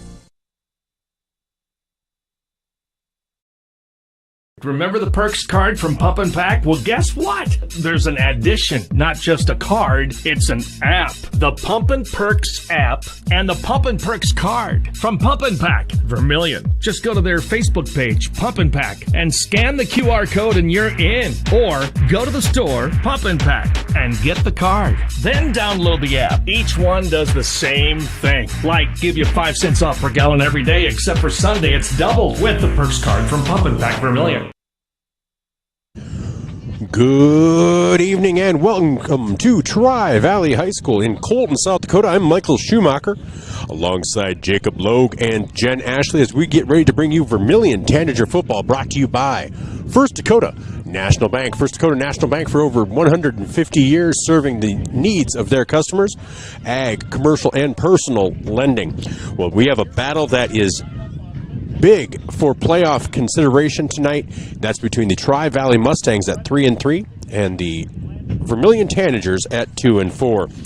Well, let's take a look at the starting lineups for the Tri-Valley Mustangs. The Tri-Valley Mustangs on offense, on their line, it's going to be number 60, Luke Nellick. Number 70, Lawson Lodmel. Number 68, Miles Nebelsick. Right guard, number 66, Lucas Ellison, and number 56, Xavier Yount will be rotating. And at right tackle, number 67, Connor Carruthers. At the skilled positions, left end is number 2, Owen Effling. Right end is Sullivan Sneathan and Kobe Chrome. At wingback, it's number 3, Brody Dybvig, and number 19, Parker Hemme. At tailback, it's number 5, Landon Racer. At fullback, number 20, Brecken Frederick. And at quarterback, number 15, Brady Jewett. And as you heard earlier from our conversation with Coach Dan Sneathan, Brady is young. He has taken over for the starting quarterback who went down with injury earlier in the season, but has done well. And Tri-Valley is number 9 in the seedings right now. in the Class A, whereas Vermillion is number 10 in the seedings. They both trail closely behind Rapid City Christian.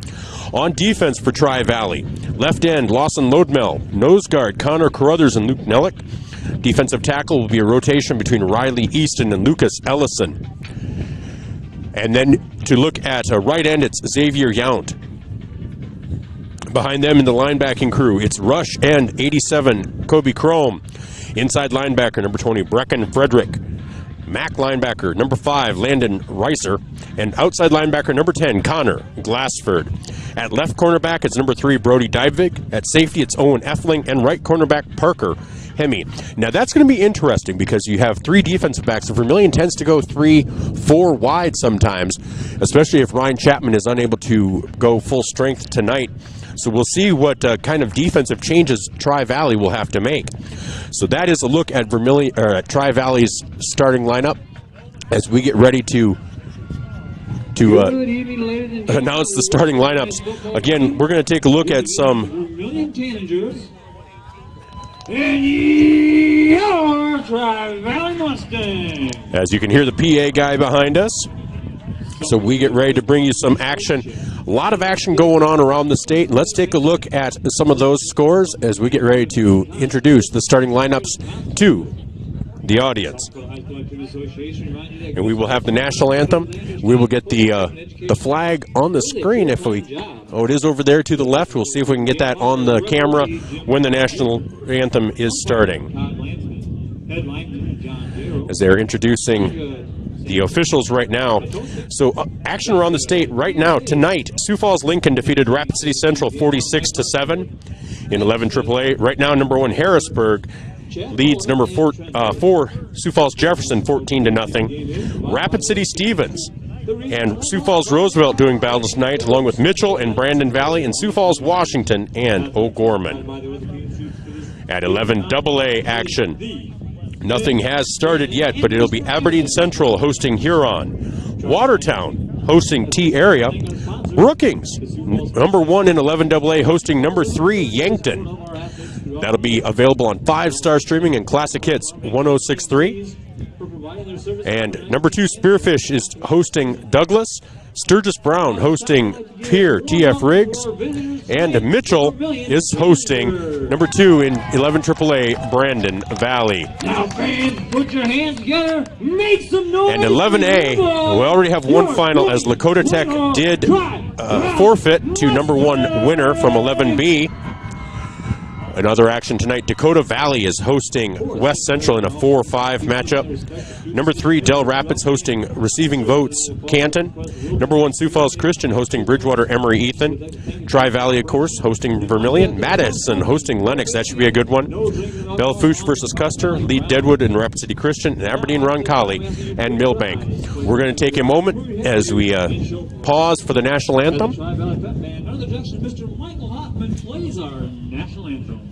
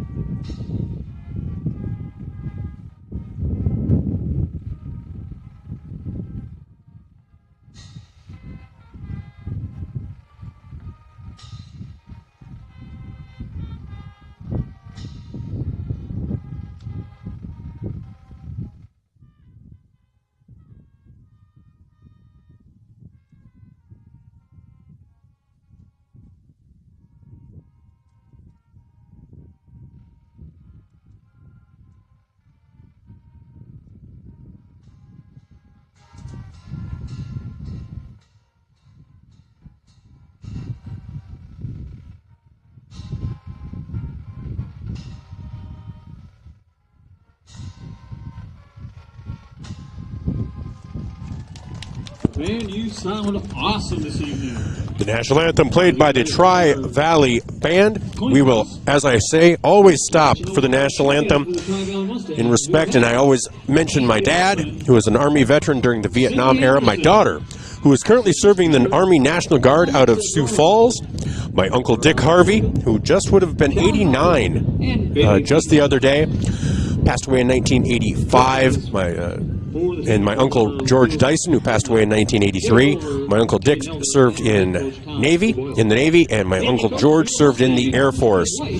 So again, thank you to them and to everybody for their service. I also want to remember the late Chris Keeler. He was one of the groomsmen in my wedding, served over in the Middle East, and I graduated with him.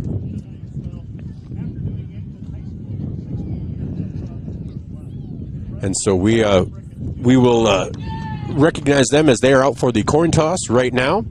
And again, this should be a great matchup tonight between this Vermillion Tanager team. Vermillion in all white pants, white jerseys with red lettering and numbers and black trim with their white helmets. And Madison with the maroon, all maroon pants, maroon shirts with the nice old school white, double white trim on the shoulders and the maroon helmet, so you will be able to notice who is who, and we will not have any issue with that. Again, this is our Carlson's Body Shop halftime pregame show. Tri-Valley won the toss. So Tri-Valley won the toss. They will defer. Vermillion will receive. They'll move from left to right on your screen on Vermillion streaming and on the radio. And Madison will move from right to left. So Vermillion will take over, get possession here as the captains were out there. Raleigh French, Connor Peterson, Sean Doan, and Landon Cerny.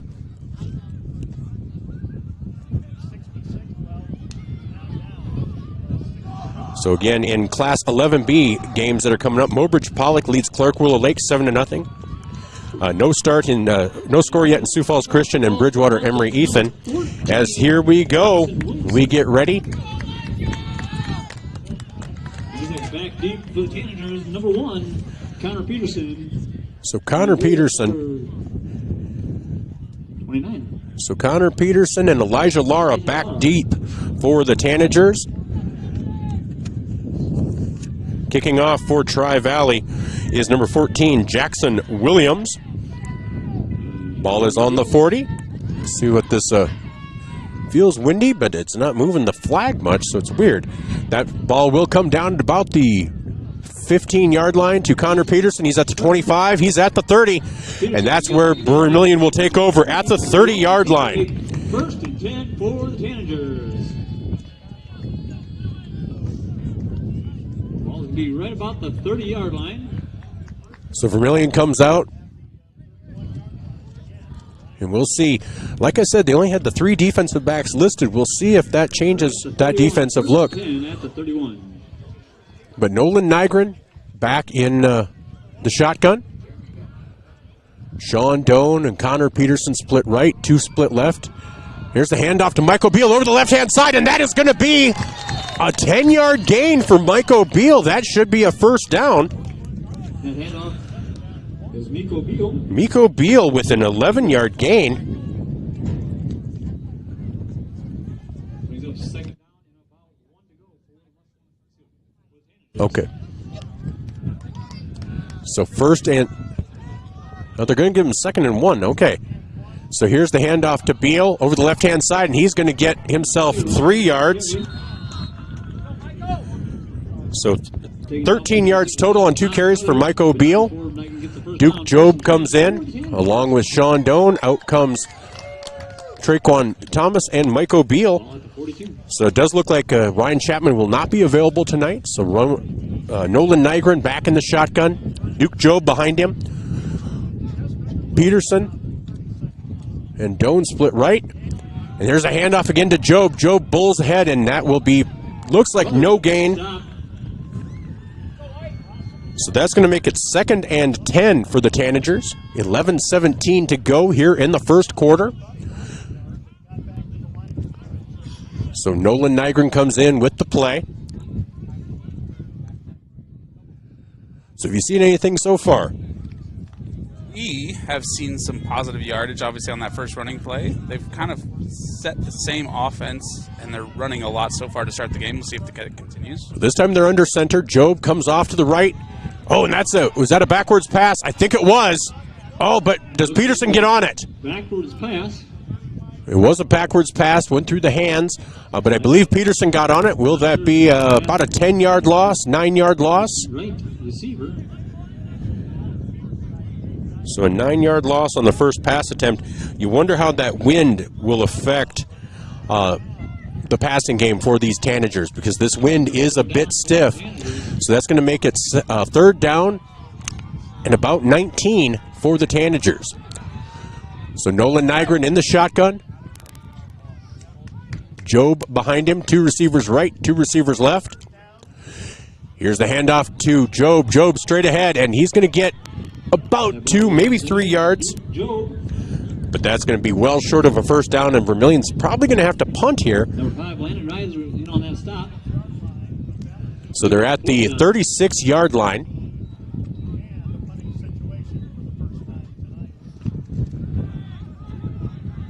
So 4th and 16, so back to punt will be Hayden Christopherson. Back deep for Tri-Valley will be Brody Dybvig and Landon Reiser. We're getting the 11th man for Vermillion finally on the field here set. Oh, we're just substituting. Just subbing, looks like. So Hayden Christopherson back to punt. Here's the snap, here's the kick. It's going to land at about the 40 and roll to the 35, down to the 32-yard line. So a 32-yard punt in this wind, not bad. So with 9:18 to go in the first quarter, Tri-Valley will take over for the first time at their own 32-yard line. Those sharp crimson unis. How's that for color commentary, Mike? That is color commentary. Amen. So again, starting at quarterback, number 15, Brady Jewett. Back in the backfield, number 5, Landon Reiser. And 20, Brecken Frederick. Lineup quarterback position is number 15, Brady Jewett. So Brady Jewett in the shotgun. One to his left, one to his right. There's a handoff straight ahead, and that's going to be sniffed out by the Tanagers. And I'm trying to catch a number. Frederick with the carry. That looks like Caleb Lara. I believe Caleb Lara with the stop in the backfield. So no gain. Dane Richardson as well.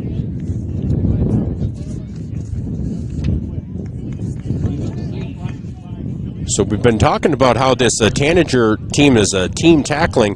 That was one that maybe wasn't a team tackle, but boy, they sniffed it out in a hurry. So 2nd and 10 for the Mustangs from their own 32-yard line. Here's a pitch to the left. And man makes it miss, and that is going to be about a 17-yard gain, and there comes in a flag.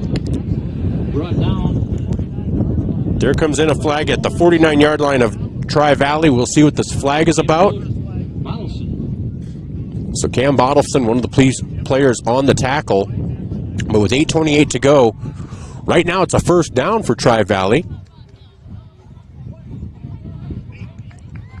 And it's a face mask against the defense, a 5-yard face mask. So 1st and 10 for Tri-Valley now from the Vermillion 46-yard line. Just like that, they're threatening. First down. Yep, they're on the Vermillion side of the 50. So positive yardage on their second play from scrimmage. And it was a couple of misses. He is a shifty little player, number 3, Brody Dybvig. And so Jewett in the backfield. Brecken Frederick hands it off. And a nice spin move, and around the corner goes Frederick. He's down to the 24-yard line. So a 22-yard gain there for Frederick, and that is another first down for Tri-Valley. 2 big chunk plays. They've both been on that left side there, Mike. Both on the left side. Maybe saw something over there. That might be the strength of their line. 24-yard line.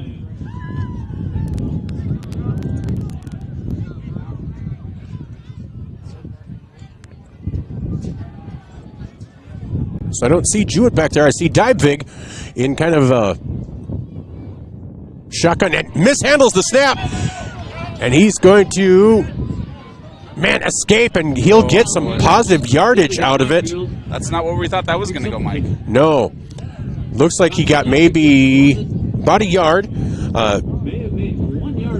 yard for Dybvig out of that play. But, man, looks like it could have been disastrous. But, man, shifty players for this Tri-Valley team. Really able to make these Tanagers miss so far in the game. So it's going to be 2nd and 9 from about the 23-yard line.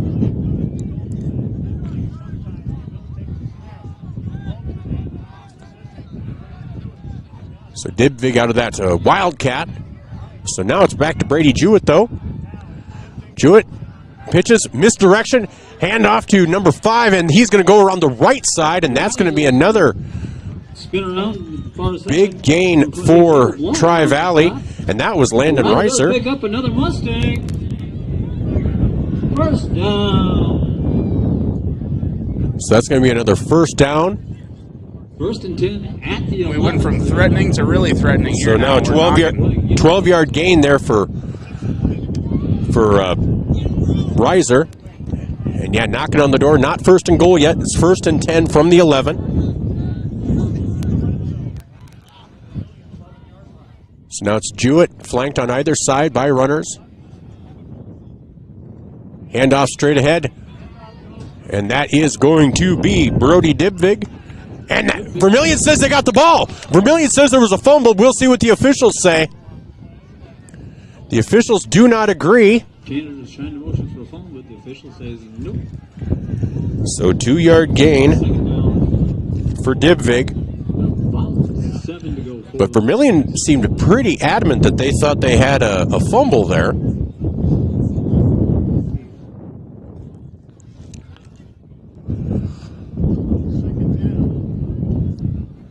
So that's going to make it 2nd and 7 after the gain by Dybvig.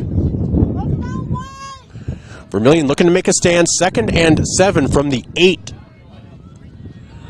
Jewett in the shotgun.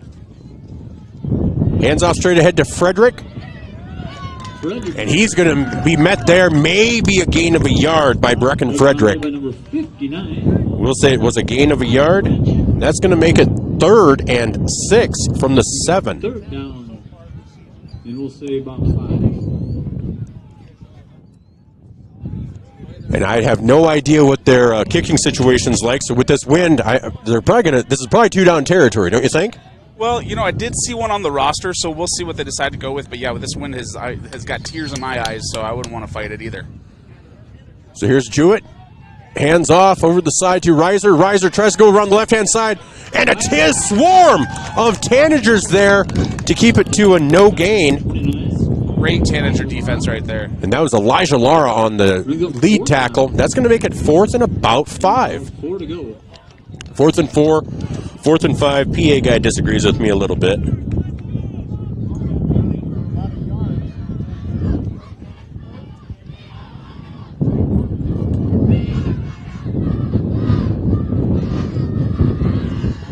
Vermillion's not exactly sure what to line up for yet either. You can tell that they're all kind of spread.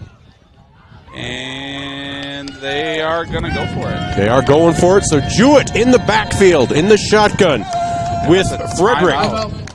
Tri-Valley. And that's going to be a timeout, Tri-Valley. This timeout brought to you by Murph's Appliance on Main Street in Vermillion. We'll be back with 4th and 5 after these messages on 5-Star Streaming, Vermillion Streaming on YouTube and ESPN Radio. At Knutson Family Dentistry in Vermillion, they strive to provide the highest quality patient-centered dental care in a friendly, relaxing atmosphere. Knutson Family Dentistry works hard to provide the best cosmetic, general, and emergency dental treatment in the area. With over 50 years of combined dental experience, the latest dental technology, and a professional and compassionate staff, they're your top choice for dental care. Call for an appointment at 605-857-8008. Knutson Family Dentistry of Vermillion.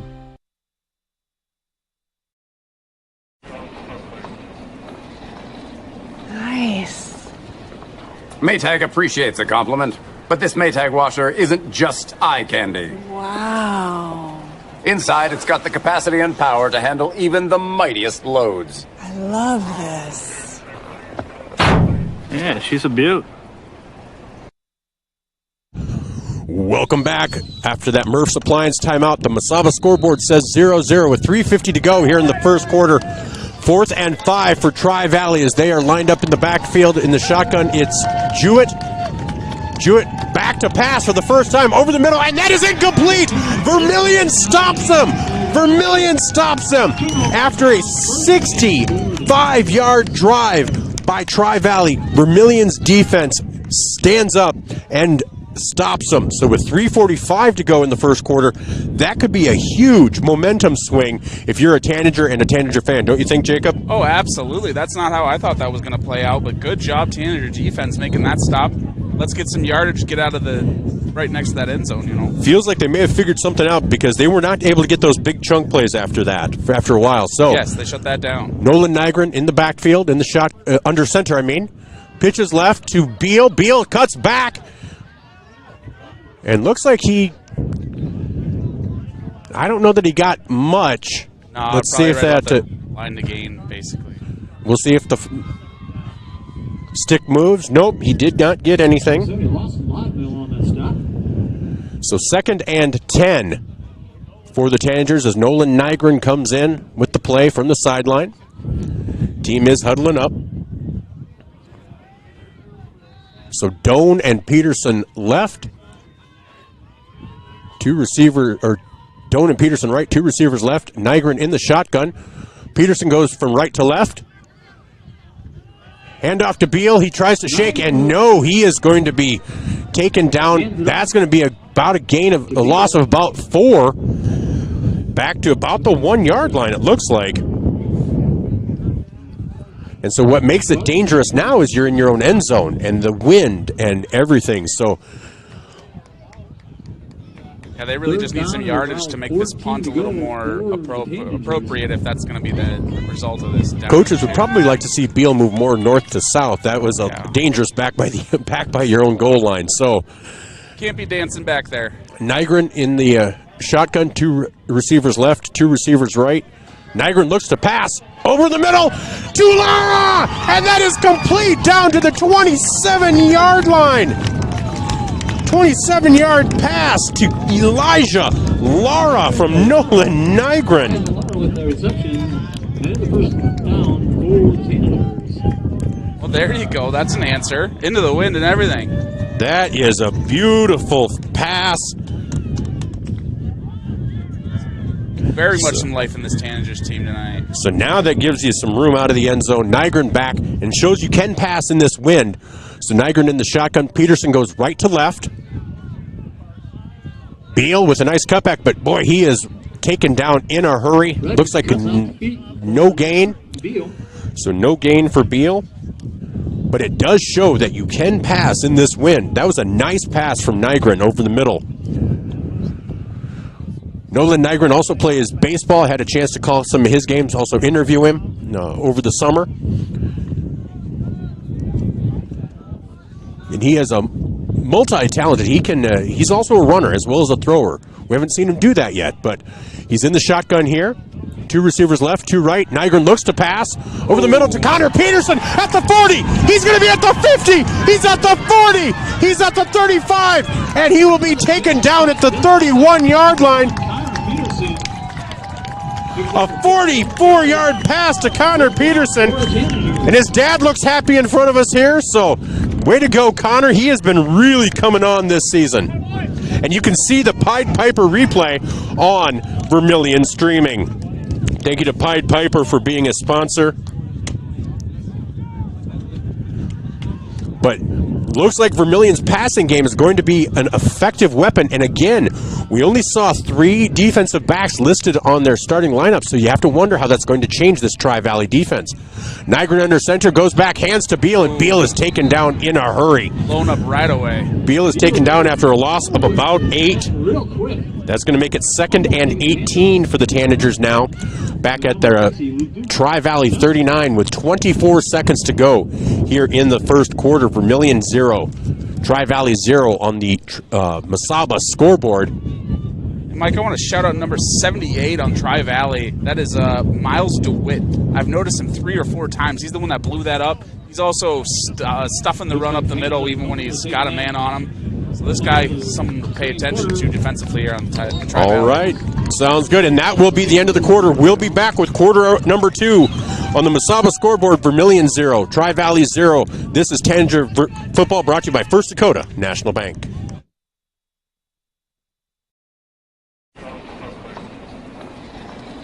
Nice. Maytag appreciates a compliment, but this Maytag washer isn't just eye candy. Wow. Inside, it's got the capacity and power to handle even the mightiest loads. I love this. Yeah, she's a beaut. It's a he. How do you know? Don't worry about it. Find Maytag products and the industry's best appliances at your local dealer. Murph's Appliance, downtown Vermillion.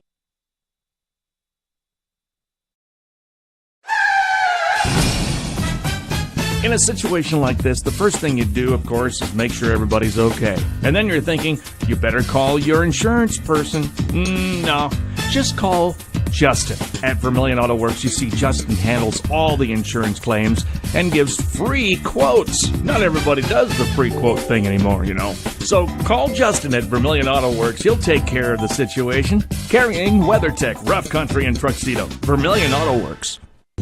Welcome back to Vermillion Tanager Football brought to you by First Dakota National Bank. It is second down and about 17. So we enter the second quarter tied at 0-0 on the Mesaba scoreboard. Vermillion driving though, but they did just lose 9. It's second and 19. Nygren back to pass. He'll try to run and he's going to be taken down after a loss of about 3. He had about 2 seconds to get that out of there, and he just did not get it out of his hands before the defense collapsed on him. So Vermillion's now back at the 43-yard line. They need to get to about the 22, so it's going to be third and about 21 yards. 20 here for the Tanagers. That slipped out. So Nolan Nygren back in the shotgun. Michael Beal behind him, 3 receivers right, 1 left. Nygren back to pass, and that pass is batted down, and that will make it 4th and 20. And there's 78 again. Massive defensive play.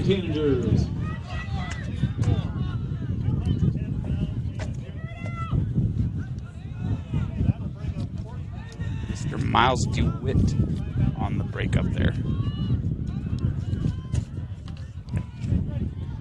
So 11:14 to go here in the second quarter. Hayden Christofferson back to punt. He is on his own side of the field at the 48-yard line. Here's the kick. Dibvig back to get it, and that will be fielded at about the 3. See if they can pin him back. Boy, he makes some people miss. That's Tri-Valley is doing a great job of being elusive tonight. But Tri-Valley will take over. On that stop, 1st and 10 for the Mustangs. Tri-Valley will take over at about there. It's hard to tell across the way here. We're kind of at a low angle. Looking about the 24 there, Mike. All right, so 1st and 10 from the 24. As Tri-Valley takes over for their second time. Vermillion had some nice positive plays. Looks like that passing game is going to be effective for them. They just need to put enough together and avoid the big losses. So Brady Jewett back to pass, or back in the shotgun. Hands off, and man, little bowling ball is number 20, Brecken Frederick, and he is out to the 45-yard line. That's a gain of 21 yards. So a 21-yard gain, and that's a first down for Tri-Valley. And that is another Mustang. First down, 1st and 10. So 1st and 10 from the 45 for Tri-Valley. A little power there, but also just the slippery nature of all of these running backs. And you could see it even on the punt return that was about 20 yards. So 10:30 to go here in the second quarter. Brady Jewett back in the shotgun. He takes that. A pitch to the right to Dibvig. Dibvig picking and choosing, and he'll get tackled after a gain of about 2. So Vermillion sniffed that out, ran it to the edge. Dibvig had nowhere to go with it after that, as Brody Dibvig is tackled by Traquan Thomas and others for the Tanagers. 10 minutes to go here in the second quarter on the Masaba scoreboard. As Tri-Valley has been able to have some big plays, just like Vermillion did in their last drive. But last time, Vermillion's defense was able to stiffen up and keep them from scoring. They'll try to do that again here. Brady Jewett in the shotgun. It looks like it's Frederick in the back there with him now. 3 receivers left, 1 right. Quick pass to the right. And that is sniffed out. Well played as Landon Reiser, after a gain of about 3. Picks up a couple yards. It brings up 3rd down and a long 6. Caleb Lara on the tackle. Well played by the Tanager defense. As Brady Jewett threw it to the left, and Caleb Lara. So we've heard from both Laras, and I'll be interviewing both Lara boys next week, according to my calendar. That's what we've agreed to as part of our Tanager talks. So 9:08 to go. Now it's 3rd and 6 for this Tri-Valley team. Jewett in the backfield, fakes the handoff, play action, rolls right. He's going to be chased, throws it over the middle, completes it, but it's not going to. Oh, it's going to be close. It is going to be close. I would say I think he's going to be short by about 1.5 yards. Yep. So it's going to be a long 1, short 2 here. You're listening to ESPN Radio and watching on Vermillion streaming.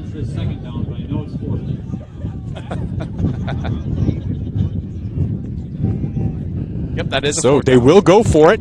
They are on the Vermillion side of the field at the 46.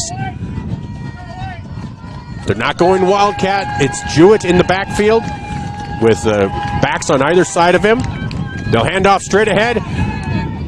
And Frederick will get just enough to get the first down. Needed 1.5, got 2. So Corbin Heckens, though, with the tackle, but enough to get a first down.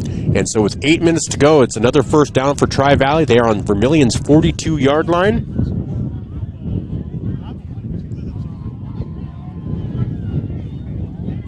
As the clock continues to run, Tri-Valley breaks the huddle. Again, back in that formation with Jewett. And this time, it's a split out to the right. High pressure, but they get it to Reisner, and Reisner goes straight ahead, and he gets a gain of about, looks like a gain of about 11. Down by Cameron Wilson. And out Portland picks up another Mustang.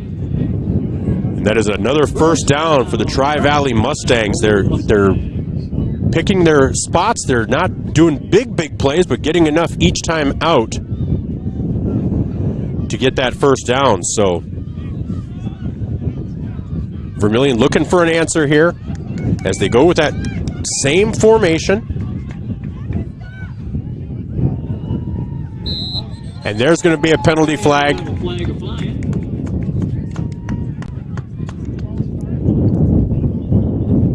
And that's going to be false start on Tri-Valley. It's going to make it 1st and 15. So that might be the kind of momentum killer that Vermillion needs to help stop this drive.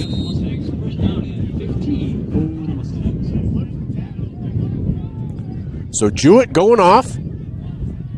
So it looks like they'll go Wildcat again this time, as Dibvig will probably be back there like he has been. So Dibvig in the Wildcat with Frederick to his left. 3 receivers right, 1 receiver left. I don't know if Dibvig passes out of this much, but he slips a tackle, and he had him dead to rights, and another few tackles, and there. That flag flew in from I don't know where. Holy moly! That is the longest flying flag I've ever seen in person. It's like it came from a satellite or something. I didn't think it was real. I thought it was a bird. I know. I thought it was a bird or a bat or something. That thing flew from about the 10-yard line over to the 35, but we'll see what the call is. The ref said that is a penalty. But Dibvig, looks like Dibvig had about an 8 or 9 yard gain. They are marking it off. Oh, they're going to call some sort of personal foul. Face mask, number 29, defense. That's Caleb Lara with the 15-yard face mask penalty. That'll move Tri-Valley down to about the... Mustang first down, 1st and 10 for the Mustangs. They're at about the 17-yard line, 1st and 10 from the 17-yard line.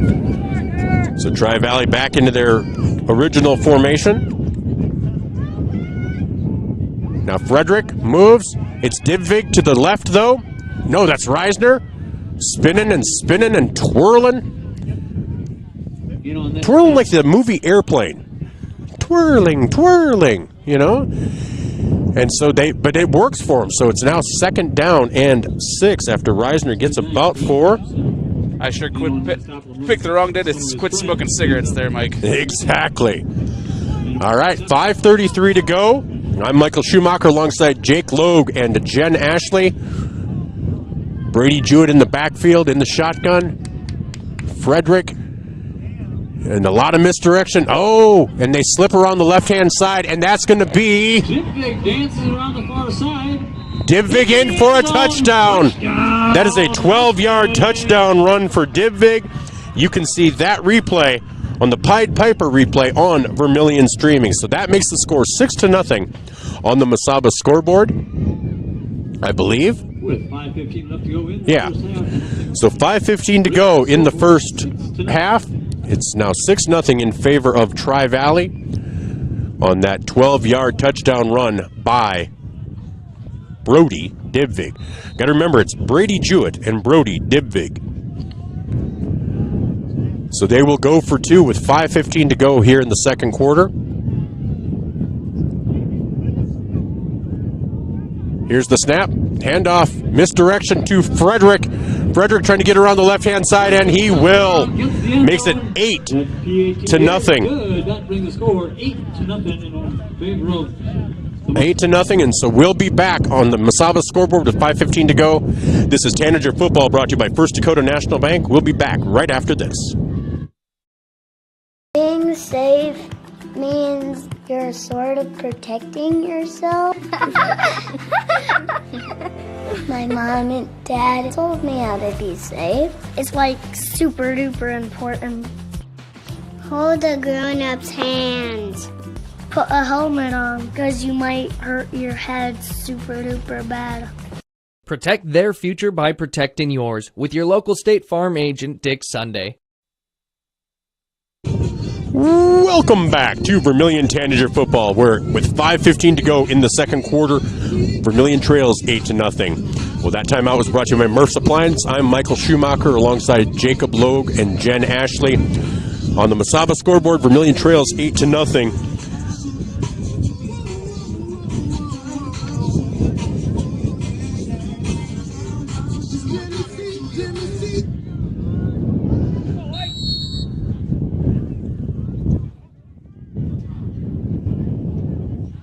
Here's the kickoff, and that will fall at about the 30.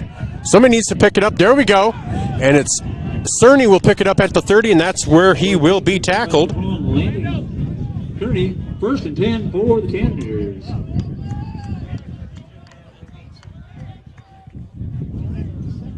I believe Chrome, 87. So 5:07 to go. Vermillion takes over.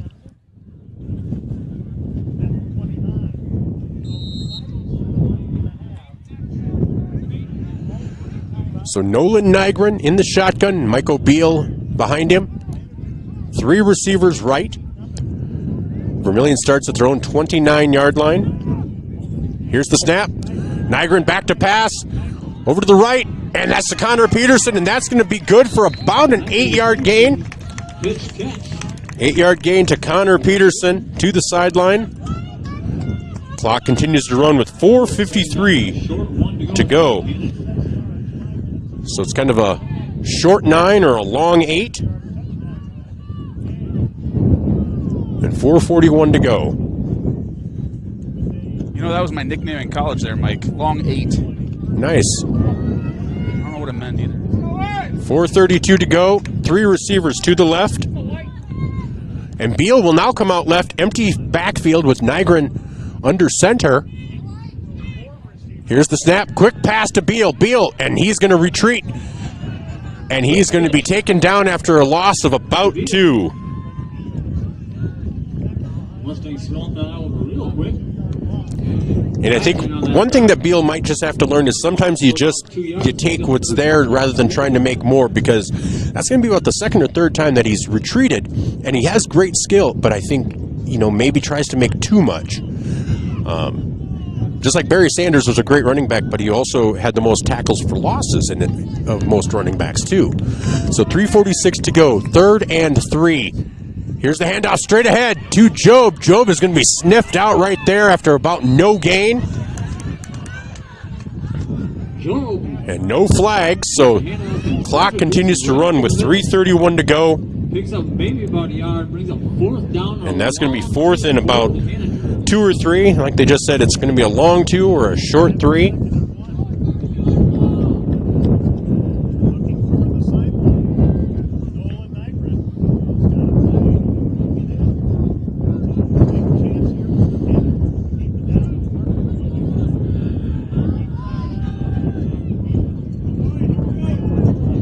So, Nygren in the shotgun, Job in the backfield. Nygren will keep it over the right-hand side, and he's at the 45!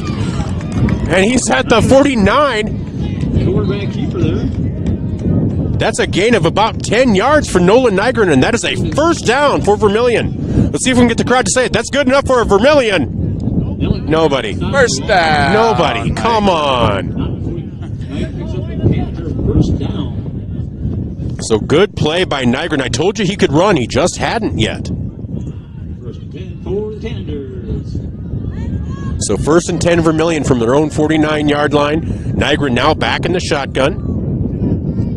Here's the handoff to Job, straight up the middle, and just pulling ahead for a gain of 5 for Duke Job. And that's what we're going to need, is just those pulling ahead movements.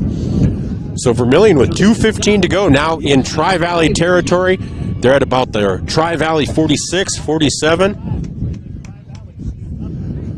On the Mesaba scoreboard with 2:05 to go, Vermillion trails 8-0, but they are driving. So Nygren in the shotgun, 2 receivers left, 2 receivers right. Here's the snap. Nygren with the quick pass to Lara. Lara gets the ball at the 40, and that should be enough for a first down. Yes. Gain of about 6. So that's going to be 1st and 10 for Vermillion from the Tri-Valley 40. With 1:40 to go as the clock continues to run. They have all 3 timeouts remaining. Duke Job comes out. Michael Beal comes in. So what's your strategy here, Jake? Well, I like what they're doing. Just keep moving the ball. They're throwing very well, and I think the run game hasn't quite worked out for them besides the quarterback keepers. So they have an empty backfield that looks like they're passing. Nygren in the shotgun. Back to pass.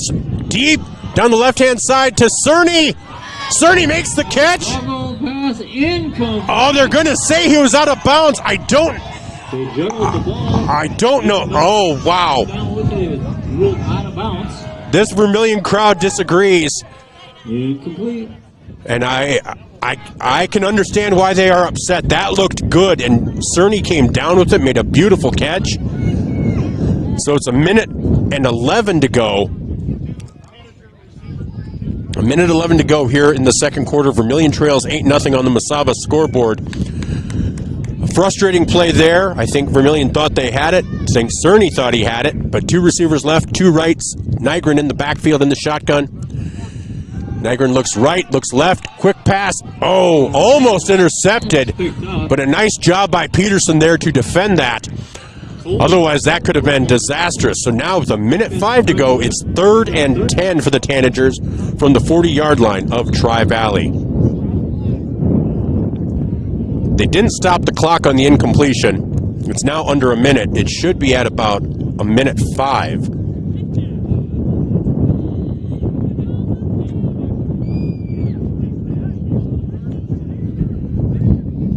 So 3rd and 10 for Vermillion from the Tri-Valley 40. Clock operator, please put 1 minute and 5 seconds on the game clock. Yes, they got it right. They agreed with me. I think they heard me, and they're like, "Oh yes, oh yeah, yes. That's the number." See, that's so funny. I thought it was 106, Mike. It should be 106. All right, okay. So Caden Christopherson now back in the shotgun. 2 receivers left, 2 receivers right. Nygren getting worked with Coach Budmeyer. So Christopherson back, looks to pass, rolls to his right. He's going to tuck it and run it, and he's going to get a first down. Oh, he's going to be about a yard short. He's going to be about a yard short. A 9-yard run for Hayden Christopherson, it looks like. So clock stops with the run out of bounds. 57 seconds to go. 4th and about 1.5. So Christopherson back out there now.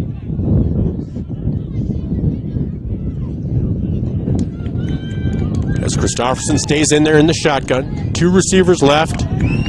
Peterson and Beal to the right. It's Cerny and Lara to the left. Here's the snap, quick pass.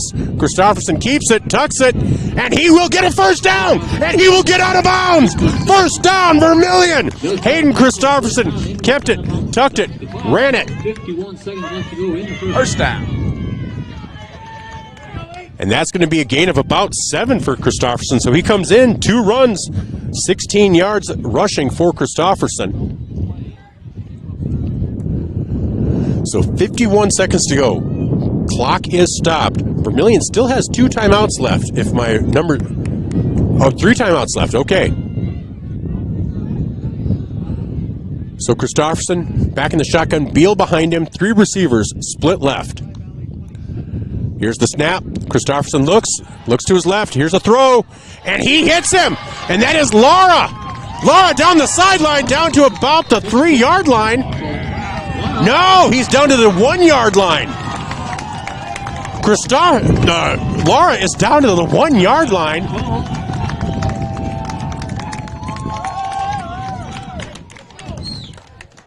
So that's going to be 43 seconds left to go in the first half. Let's go with the score 8-6 in favor of this. They called it a touchdown. That is a touchdown there, Mike. They called it a touchdown. All right. I did not realize that. So Vermillion takes a timeout. We'll take a timeout as well. Brought to you by Murph's Appliances. You saw the replay. Brought to you by Pied Piper. So 8-6 on the Masaba scoreboard with 43 seconds to go. We'll be back after this 30-second timeout. Interior technicians. Jerry, baby, I got a great idea for your next commercial. You're in a jungle with a dinosaur, looking for an outlet for your vacuum. Dinosaur? No, I said Intech has over 30 years of commercial cleaning. You know, like office buildings, ensuring happy visitors and a healthy workforce. Commercial buildings? I think I can work with that, Jerry. I'm going to make you a star. Oh my goodness. When you need it clean, call the Intech team. Welcome back to Vermillion Tanager Football from Tri-Valley. I'm Michael Schumacher alongside Jen Ashley and Jacob Logue on the Masaba scoreboard with 43 seconds to go. Vermillion just scored a touchdown, looking to go for 2. This is Tanager Football brought to you by First Dakota National Bank. I did not see the signal go up, but we did catch the replay. And so that was a beautiful play down the sideline. Honestly, hit him on the left hash marks, and Lara was just able to outrun everybody. So Beal behind Christopherson, 3 receivers right, 1 left. Here's the snap, bad snap. Christopherson recovers, gets it to Peterson. Peterson jukes, and he's going to push, and he's in!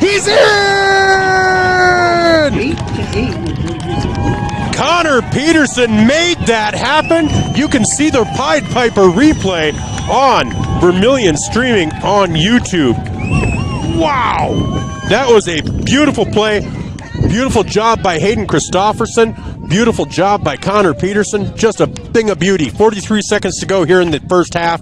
We're just going to keep it right here, and then we will be back at halftime. We will have our Fast Auto Glass halftime show. As you can probably hear, We Will Rock You in the background. Freddie Mercury. He wishes he had my voice. No, just kidding. Gosh, I wish I had his voice. All right. Vermillion's going to kick off from the 40. They'll be moving right to left. Tri-Valley moving left to right. Just hoping to avoid a big play. That's been Vermillion's thing. A couple of times they've given up. They've gotten back into games, tied scores, and then given up a big play that really swung momentum back the other way. So we'll see if they can keep it from happening this time around. Now, if you'd like to join us in the chat on Vermillion streaming, you can. And yes, I got somebody that says they miss Katie. Yes, I miss Katie too. Katie, the Washington Warrior legend. And yes, so I wish I could make her appear by saying abracadabra, but I can't. There, I got the word in. I told you I would. All right, Raleigh French to kick off. 43 seconds to go. Here's the kick. Oh, straight up the middle. Fielded beautifully by the front lineman. He just... Lucas Ellison just smothered that thing. So Tri-Valley takes over at their own 45-yard line. And thanks to him, they have some pretty good field position. Let's see if they can get something done. So the 45-yard line for Tri-Valley. Just a bullet to the gut there, Mike. It was. I mean, it feels like one of those things that would knock the wind out of you. But 43 seconds to go. Tri-Valley to take over.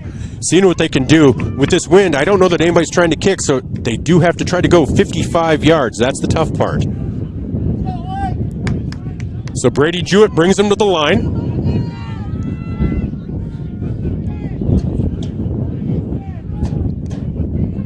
Here's the snap.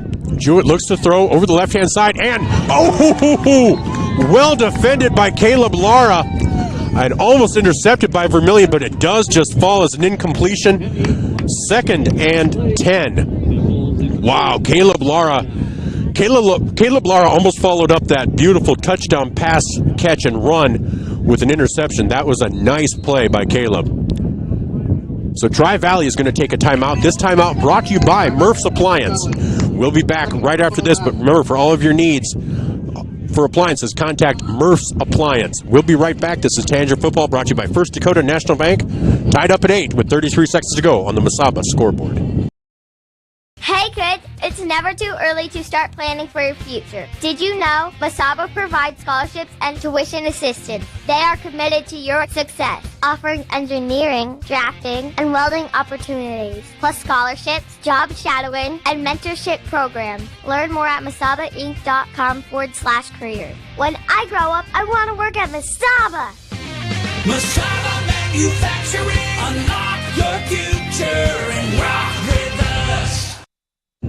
Welcome back to Vermillion Tanager Football. That timeout brought to you by Murph's Appliance on Main Street in Vermillion, where they are celebrating D-Days this weekend. Come see our classic hits and ESPN radio truck flags in the parade. We're going to be handing out USD cups, so you got to come get some of those. 33 seconds to go. Man, it's like a mass of humanity on the left-hand side. 6 receivers.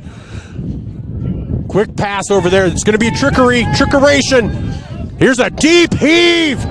Traquan Smith intercepted Traquan Smith at the 20. He's at the 30. He's at the 40. He's at the 45. And you can see that replay brought to you by Pied Piper on Vermillion Streaming.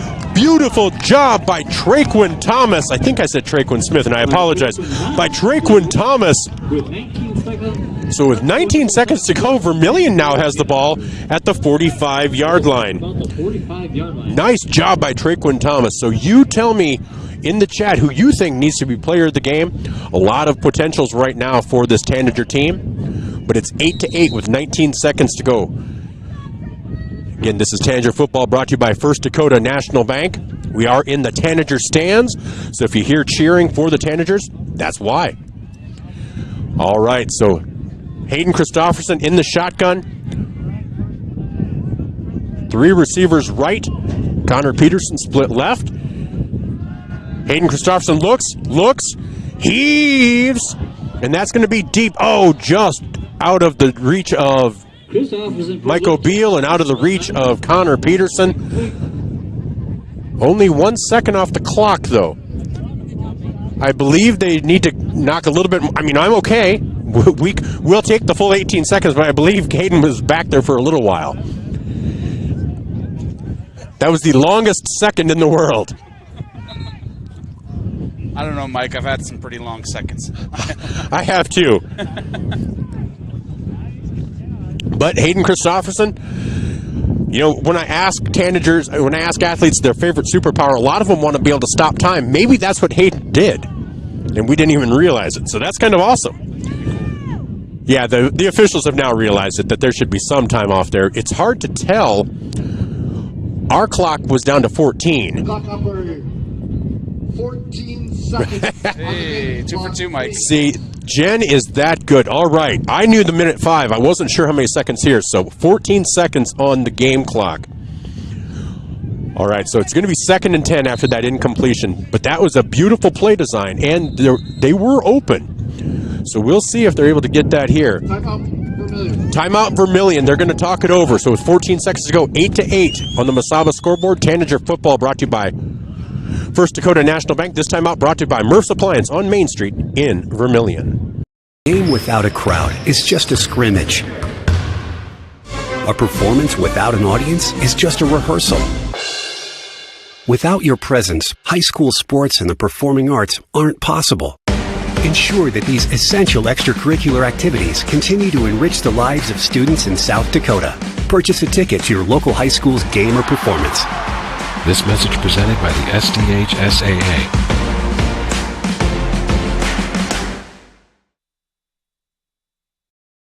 At Voyage Federal Credit Union, we believe in giving back to the community that supports us. That's why our employees make it a priority to volunteer their time and talents to make a difference. Whether it's improving local causes, fighting hunger, or supporting our local zoo. Welcome back. 14 seconds to go. That timeout brought to you by Murph's Appliance. Hayden Christopherson in the backfield in the shotgun. 2 receivers left, 2 receivers right. Tied at 8 on the Mesaba scoreboard. Christopherson moves ahead, squirms out. He's going to be sacked back for a 3-yard loss. And that's going to do it for the first half. Vermillion 8, Tri-Valley 8. Jesus Mendoza with that stop. And that does. On the Mesaba scoreboard, we'll be back with our Fast Autoglass halftime show after this. Vermillion 8, Tri-Valley 8. This is Tanager Football brought to you by First Dakota National Bank. I'm Michael Schumacher alongside Jen Ashley and Jacob Logue. This is ESPN Radio and Vermillion streaming on YouTube. At Voyage Federal Credit Union, we believe in giving back to the community that supports us. That's why our employees make it a priority to volunteer their time and talents to make a difference. Whether it's improving local causes, fighting hunger, or supporting our local zoo, our team is dedicated to making a positive impact in the lives of those around us. We're more than just a financial institution. We're a part of the community, working together to make it a better place for everyone. Your community, your credit union. Voyage Federal Credit Union. Jordan Kirkman here from downtown Vermillion's American Family Insurance Office. We love being part of the community and want to help with your insurance needs. So stop in today and see me, Jordan Kirkman, sales specialist with Buchelman & Associates, located at 112 West Main Street, or call 605-624-2025. And if you're in Yankton, be sure to stop by our new office there as well. Go Tanagers and go Yotes. American Family Mutual Insurance Company, SI, and its operating company, 6000 American Parkway, Madison, Wisconsin.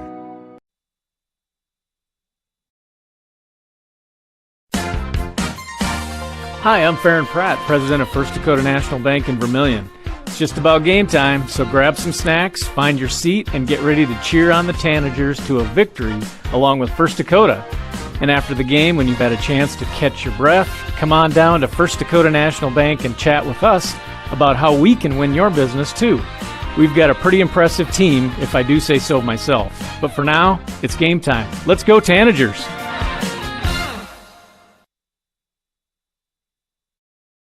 The Pizza Ranch Vermillion is your event headquarters. Enjoy the crisp salad bar, the country's best chicken, and fresh pizza. Want a custom pizza? Just ask. We are proud to offer the buffet your way. And the Fun Zone Arcade features 36 games, 2 golf simulators, and full bar. Perfect for pregame tailgates and parties. Have a business meeting, team, or office party? Reserve the Dakota Center. It holds up to 300 people. Order online at pizzaranch.com for delivery, or circle your wagons and make Pizza Ranch your tailgate place next to USG.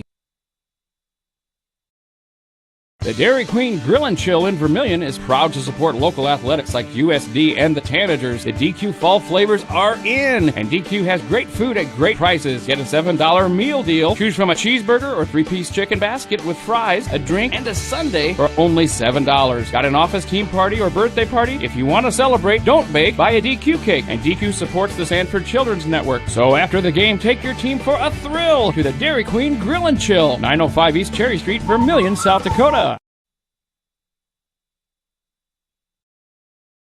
Truckers, commercial fleet, car owners. When you need a DOT inspection, you need a battery, oil change, diagnostic, or specialized tire service for farm, auto, and heavy equipment, JFI will get your vehicle repaired and washed and back on the road. JFI proudly supports Vermillion Tanagers, the community of Vermillion, in business for nearly 100 years for a reason. JFI is the best, and that's no lie. JFI 1218 Compton Court, Vermillion.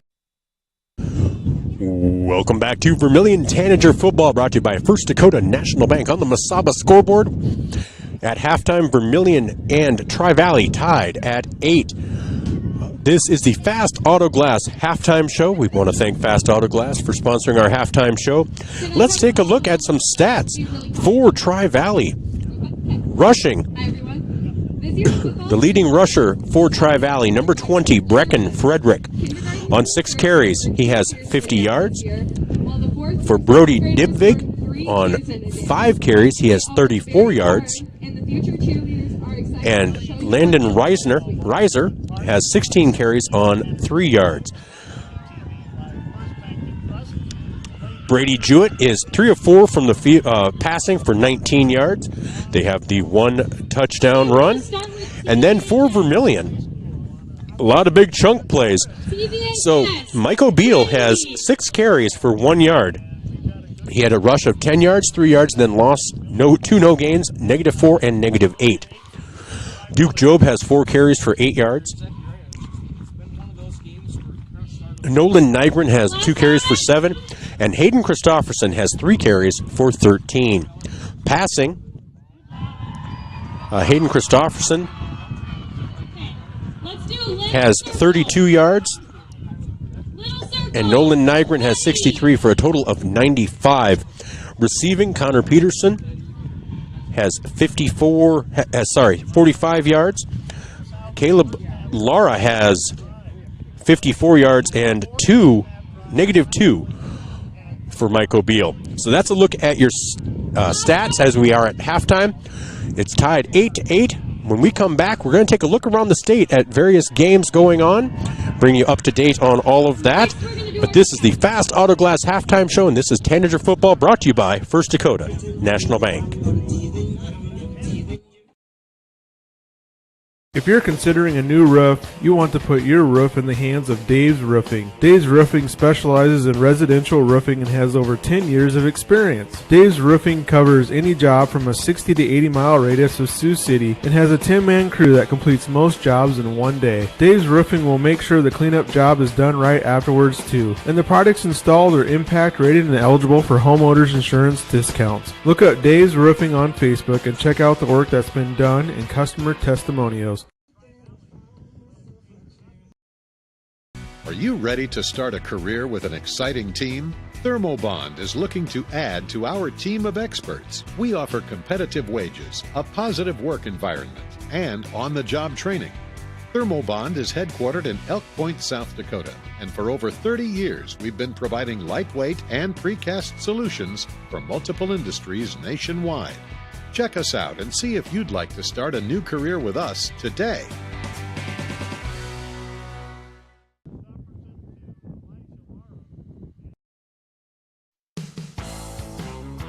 Welcome to Runnings in Vermillion. Shop their great lineup of clothes for women, names like Ariat and Carhartt for men, boots and shoes and kids' clothing. Runnings has a large supply of animal food and accessories. Love the outdoors? See the selection of ammo, firearms, and fishing equipment. For everything you need, walk through the doors at Runnings, your home, farm, and outdoor store, Vermillion. I'm Blaine Olson, owner of Blaine's Body Shop in Vermillion. I grew up here, graduated here, and now have a business here. I'm proud to serve the community that has helped me live this dream. I have top-notch equipment, the latest in training, along with the work ethic and the desire to serve you. Should you need repairs in the future, please remember Blaine's Body Shop across from Polaris on the Highway 50 bypass in Vermillion. Blaine's Body Shop. Automotive collision repair. Now online at blainsbodyshop.com.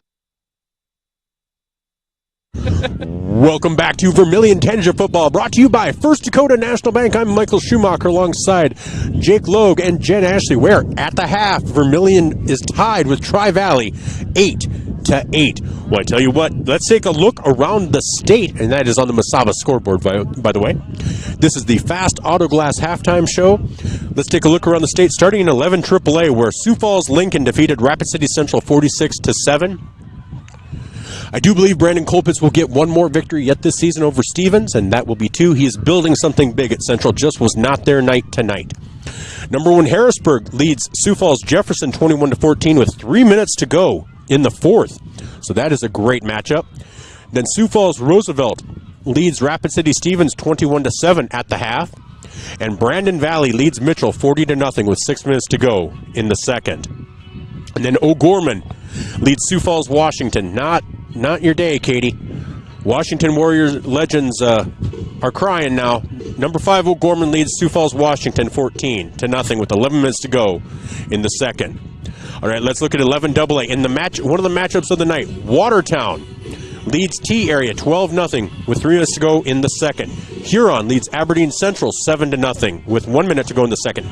Over on 5-star streaming and classic hits, Yankton 14, number 3 in the state in 11 AA, leads number 1 Brookings 14-0 at the half. 14-0 at the half. Yankton leads Brookings. If Yankton beats Brookings, expect them to be number 1 in the poll next week. Spearfish, and right now they are 5th in playoff seeding, so that's huge for playoff positioning as well. Spearfish 48, Douglas 0. That's to be expected. Pier 3, Sturgis 0. Again, Pier not going well. Sorry, Katie, it is not your night for your teams. And they're beating Sturgis, but it's 3-0. Brandon Valley 40-0 over Mitchell. In 11A, in a great one at the half, it's number 5 West Central 7, Dakota Valley 3. Sioux Falls Christian 42, Bridgewater Emory Ethan 0 with 1 minute to go in the 2nd. Del Rapids, number 3 Del Rapids 28, Canton 10 at the half. By forfeit, winner defeats Lakota Tech 1-0.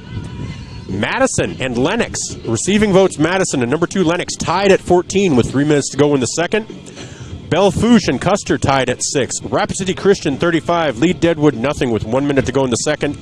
And Aberdeen Roncalli leads Millbank 6-0 at the half. In 11B, it's Mobridge Pollock 21, Clark Willow Lake 0. St. Thomas More 28-0 over Hot Springs. Dual leads Webster area 7-0. Sioux Valley leads Beersford 28-7 with 2 minutes to go in the 2nd. Beersford fighting hard there. Woonsocket Wessington Springs Sanborn Central over Chamberlain 13-0 with 4 minutes to go in the 2nd. I was expecting a wider margin. We'll see. Mount Vernon Plankinton 5th ranked at 14. Miller Highmore Herald 0 at the half. EPJ over Flandreau 7-0 with 3 minutes to go in the 2nd. McCook Central Montrose 40-0 over Baltic. Groton 41-0 over Sisseton. And then let's go to 9-man football. Britton Hecla over Wilmot with 6 minutes to go, 37-6. Freeman Marion Freeman Academy over Irene Wakanda 46-0. That's with 1 minute to go in the 2nd. Elkton Lake Benton 42 over Dubrook area 6 with 5 minutes to go in the 2nd. Kimball White Lake over Gregory 22-8 with 1 minute to go in the first half. Avon over Scotland Menno in 10 minutes to go in the 2nd. 24-20. That's much closer than I was expecting. Receiving votes Hill City over receiving votes Kadoka area 21-16 at the half. Viborg Hurley leads Hanson 14-0 with 3 minutes to go in the 2nd. DeSmet leads Great Plains Lutheran 24-14 at the half. Parkston leads number 4 Woolsey Wessington 14-0 at the half. Ipswich over receiving votes Leola Frederick area 6-0 at the half, and Howard Number 1 Howard over Garrettson 28-0. Bonhomme leads Platte Geddes 20-6. And Florence Henry leads Redfield 14-7. No score update from Trip, Delmont, Armour, ACDC, or Cologne. And Cologne. Just seeing if we can find something for that. No game for that right now, thought we could, but I'm a big ACDC fan. My mom is an alum of Lake Andes, and I will be at Andes Central tomorrow to broadcast some volleyball. In 9A, it's Canastota leading Chester area 16-13. Centerville leading Gayville-Vollen 30-16. Dupree leads Lemon McIntosh 22-6. And Castlewood leads Esteline Hendricks 8-0. Phillip leads Lyman 26-8. And Warner leads North Central 42-6. Alcester Hudson. This is a shocker. Alcester Hudson leads number 2 Del Rapids St. Mary 28-8 with 2 minutes to go in the second. And then Harding County Bison and Faith, no score update. And then in 9B, Corsica Stickney leads Burke 30-7. And Sully Buttes over Harriet Sylvia area 20-0. We'll be back with our second half after this timeout. This is Tanager Football brought to you by First Dakota National Bank. I'm Michael Schumacher alongside Jen Ashley and Jacob Logue. We'll be right back. Get the finest wood in the neighborhood.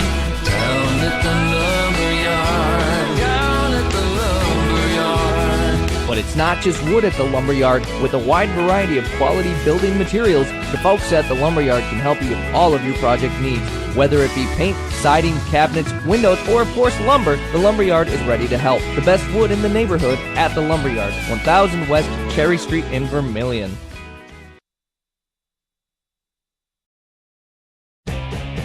Midwest Ready Mix and Clark's Rentals are your locally owned and operated ready mix and rental companies available in both Yankton and Vermillion. The Oshkosh front discharge mixers allow for easy placement of concrete and they're nearly unstoppable. More of a do-it-yourself fan? You can also get all your hand tools, mini excavators, skid steers, aerial lift equipment, and more for any job you need to get done. Choose Midwest Ready Mix and Clark's Rentals as your concrete and rental equipment headquarters of Yankton and Vermillion.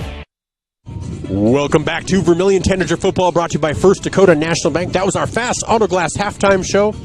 Right now, Vermillion and Tri-Valley are tied at 8 on the Masaba scoreboard. Jake, what was your takeaway from the first half? Well, I thought it was a pretty evenly matched, well-fought first half. I really enjoyed having it be a close score and relatively evenly matched. I think both of these teams are kind of figuring each other out as we go. Some of these things that were given, one of the teams is I'm sorry, they're picking it up is what I'm trying to get at. The things that were bothering them at the beginning are not bothering now. So it's a game of evolution at this point, Mike. It should be a pretty good matchup. I think Vermillion has learned that they can pass in this. They've made the quarterback change to Hayden Christofferson. Not sure what that was, but he made some nice passes. So Vermillion will be kicking off to Tri-Valley to start this second half. And once again, Mr. Raleigh French. So Raleigh French set to kick it off from the Tanager 40. That's a classic name there. It is. Back deep for Tri-Valley, you have Brody Dibvig and Landon Reiser.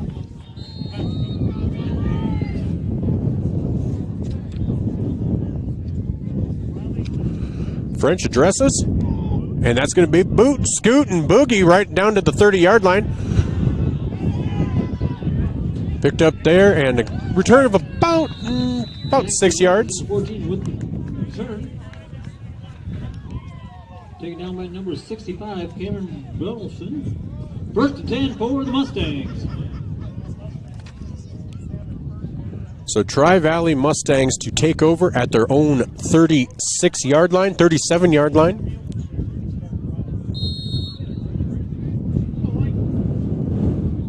So if you're listening and following on the stream, if you'd like to like the stream, we'd love to have you. We'd love to have you subscribe if you haven't subscribed already.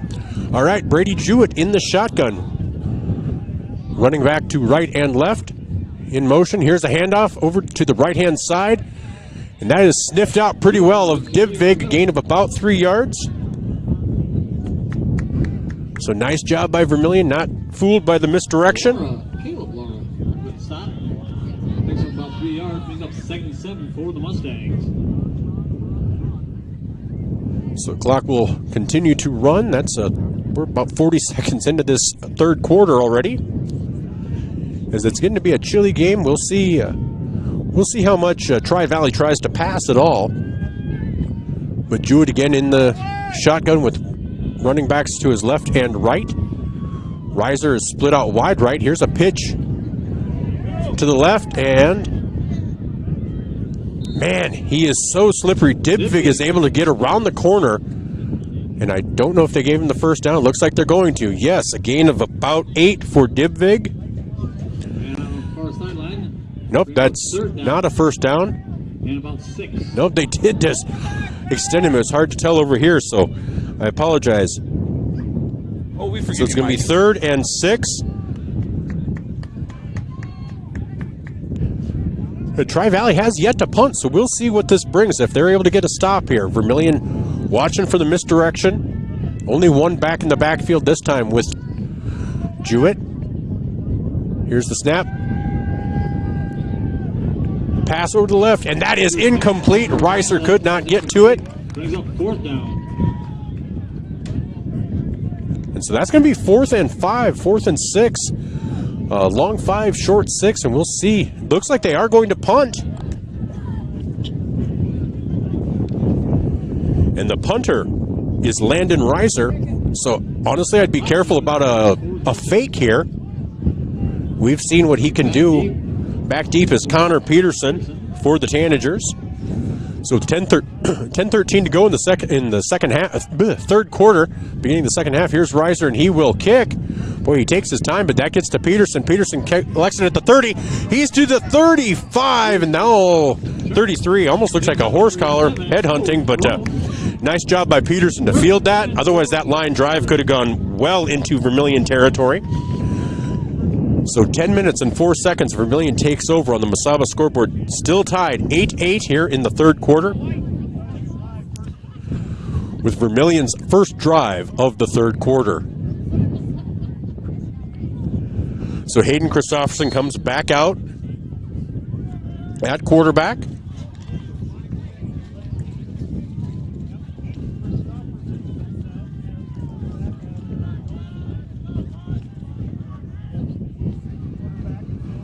So Christopherson in the shotgun. Lara moves left to right. And here's the handoff. No, Christopherson keeps it over the left-hand side.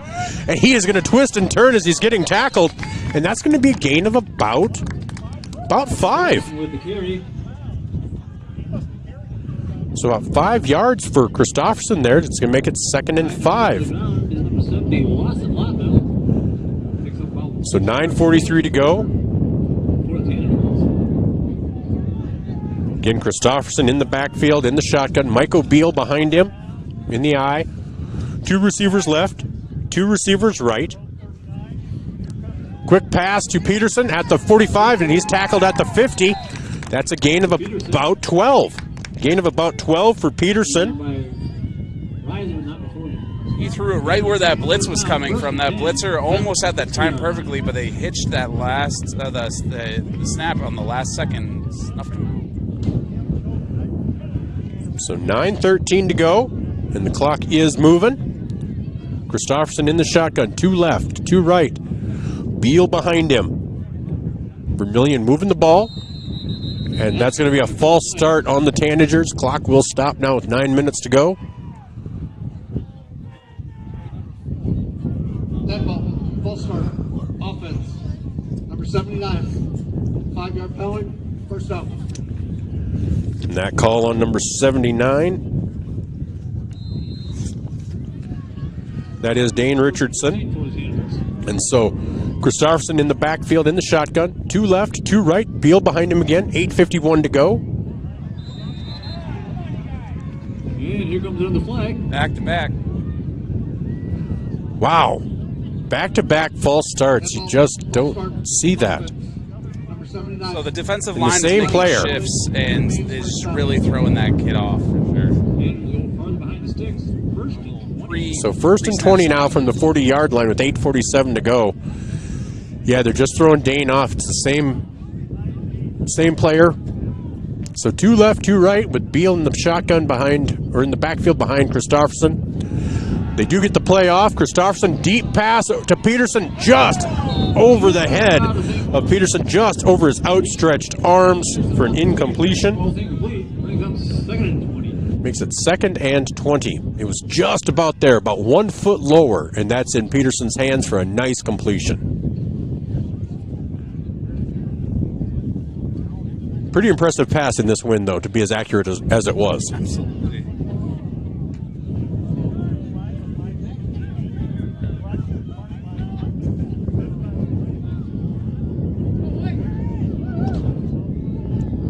Oh. So bad snap. Christofferson tries to get that off. And it's the shift.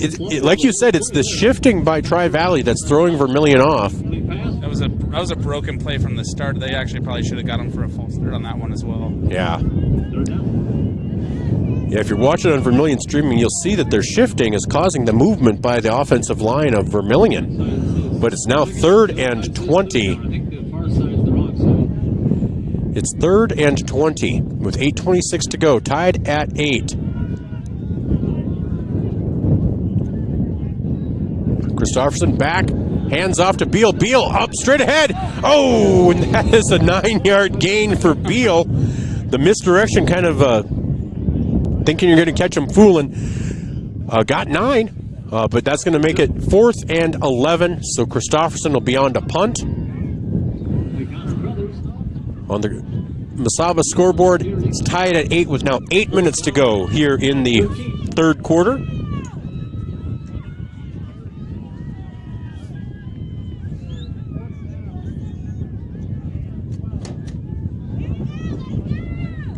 So Christofferson back at his own 36-yard line. Here's the snap. And the kick is blocked. It is blocked, and Tri-Valley will take over at the 36-yard line of Vermillion. That could be a big momentum swing. Ruh-roh, Raggy. First and 10 for the Mustangs. So 7:36 to go, tied at 8. As Hayden Christofferson has that punt attempt blocked. Tri-Valley takes over there. Vermillion's defense needs to step up. So Brady Jewett breaks the huddle. He's in the shotgun again. Dibvig to his left. And Dibvig will come around to the right. There's a pass over the middle to Reiser, and that is going to be complete for maybe a 1-yard gain.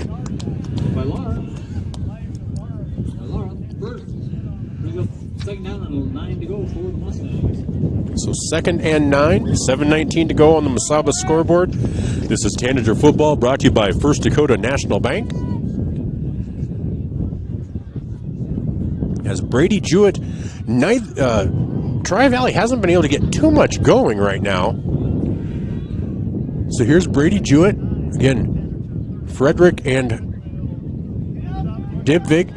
And that Dibvig is going to be stuffed for a gain of about a yard. That one was sniffed out well by the Tanager defense and stretched out. Dibvig tried to cut it back in. There were just too many Tanagers. Well, they're finally sniffing out that shiftiness. I think maybe they're staggering them out a little bit, or they're definitely playing them a little different. Yeah, it really does feel like it. So 6:35 to go, still tied at 8 on the Mesaba scoreboard. I'm Michael Schumacher alongside Jen Ashley and Jake Logue. This is ESPN Radio and Vermillion streaming on YouTube. Want to thank you for joining us, however you're joining us. But 3rd and 8 for Tri-Valley at the Vermillion 34. Jewett in the shotgun. Takes it and it's going to be, it's Dibvig. Dibvig, he's going to go back across the field. And that is a broken play. And he is so shifty. He is so elusive. Dibvig with some quick, nifty moves and top moves at the end there. Picks up quite a chunky yards there, and it is a Mustang first. Looks like a 21-yard gain for Dibvig. They had him for an 8-yard loss, and he just was able to escape. Unbelievable play by Dibvig. And when I say like Barry Sanders, I mean it. He's got runs of 17, 12, and 21, and runs of 1, 2, 2, 1, 2, 3. So he's all or nothing. He's feast or famine as a runner. But, Vermillion, there has to be that backside contain. And Coach Culver and Coach Budmeyer are looking at that right now. But flag comes in, and it's going to be a delay of game on Tri-Valley. So that's going to make it 1st and 15.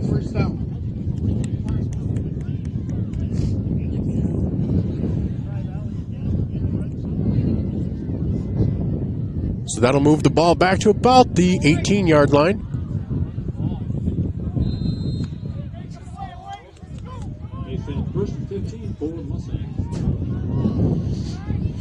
So 5:59 to go on the Mesaba scoreboard. You're listening and watching Tanager football, brought to you by First Dakota National Bank. Here's the snap to Jewett. Jewett throws it over the middle to Frederick. Frederick clips a tackle, and he is taken down at about the 5-yard line. That's a 13-yard gain. He got the first down, but he got suplexed to the ground there at the end of that. That he did.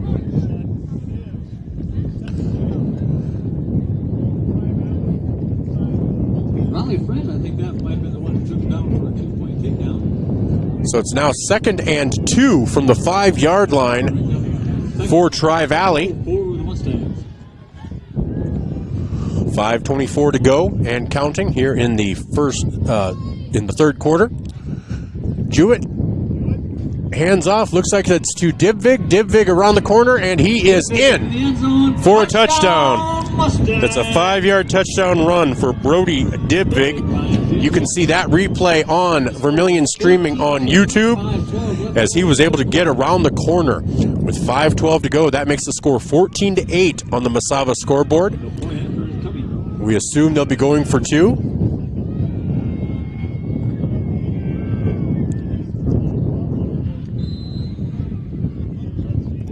So Dibvig is a sneaky little back. It's like a slithery little snake. 5:12 to go here. 14-8 on the Mesaba scoreboard. They will go for 2. Jewett in the shotgun. Frederick starts moving to the right. It'll be a pitch to Frederick, and he will be stopped. He will be stopped short of the goal line. So that leaves it at 14-8. So Vermillion does get something out of that with a little victory on the 2-point conversion, but trail 14-8 on the Mesaba scoreboard with 5:12 to go. We'll be back with more action on ESPN Radio and Vermillion streaming. I'm Michael Schumacher alongside Jake Logue and Jen Ashley. This is Tanager Football, brought to you by First Dakota National Bank. This is your invitation to thrive in Yankton, South Dakota. Nestled on the bluffs of the Missouri River, plenty of outdoor adventures are waiting. Whether you work remote or in a traditional office, we have a spot for you. Quality health care, diverse manufacturing, progressive school system, Mount Marty University, and so much more. Explore with family and friends. Let's thrive together. Welcome back to Vermillion Tanager Football, brought to you by First Dakota National Bank. Alongside Jake Logue and Jen Ashley, I'm Michael Schumacher. On the Mesaba scoreboard, there's 5:12 to go with Vermillion trailing 14-8. Kicking off for Tri-Valley is number 14, Jackson Williams, and there's going to be a flag offsides, I believe, on Tri-Valley. So that should cost them 5 yards.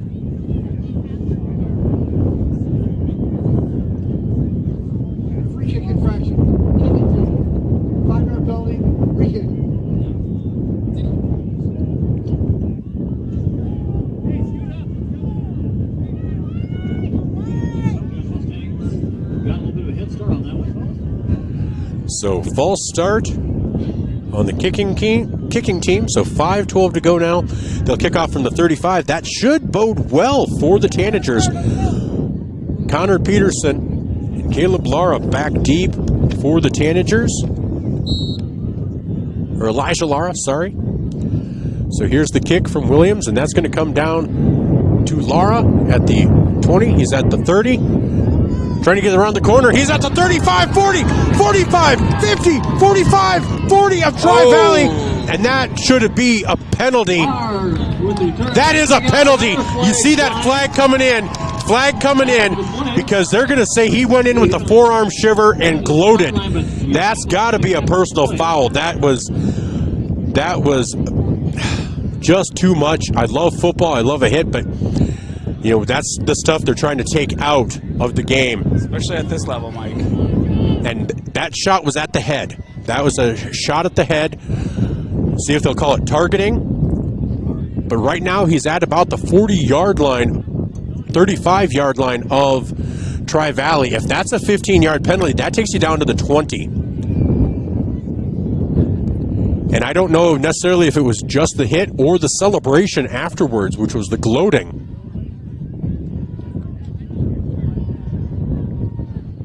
That ball, personal foul. Played in 14 on the kicking team. And he was out of bounds too, so that's going to put the ball at about the 22-yard line. I think that's going to be the 22-yard line for the Tanagers. So all of a sudden they're practically in the red zone, and all because of a penalty, a false start penalty on a kick. 1st and 10 for the Tanagers after that terrific return. And so yes, Vermillion starts at the 22-yard line. So Hayden Christopherson brings the play in from the sideline. 5:03 to go here in the third quarter. Vermillion trails 14-8, but I don't know if you can say they're driving, but they're in great position with Mike O'Beal behind him. Hayden Christopherson under the center. Hands off to Beal, straight ahead. Beal's going to gain about 6 yards. They've noticed something because Beal, that's the second straight time that Beal's been able to, second or third, that he's been able to make a nice straight ahead run before he's even touched.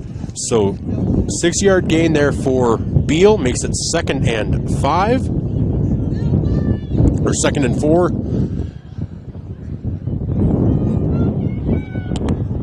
So Christopherson now with Beal offset left in the backfield, 3 receivers left with 1 receiver right in Doan. Here's the pitch to Beal. Beal, little scat back, and he will gain. And once again, Reiser. On the shot.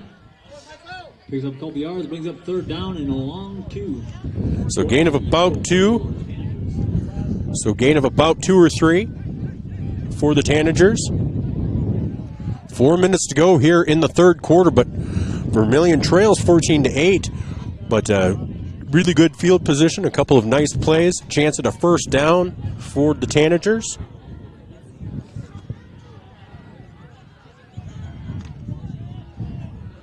So again, you're enjoying this on ESPN Radio and Vermillion Streaming. Thank your Vermillion sportscasters.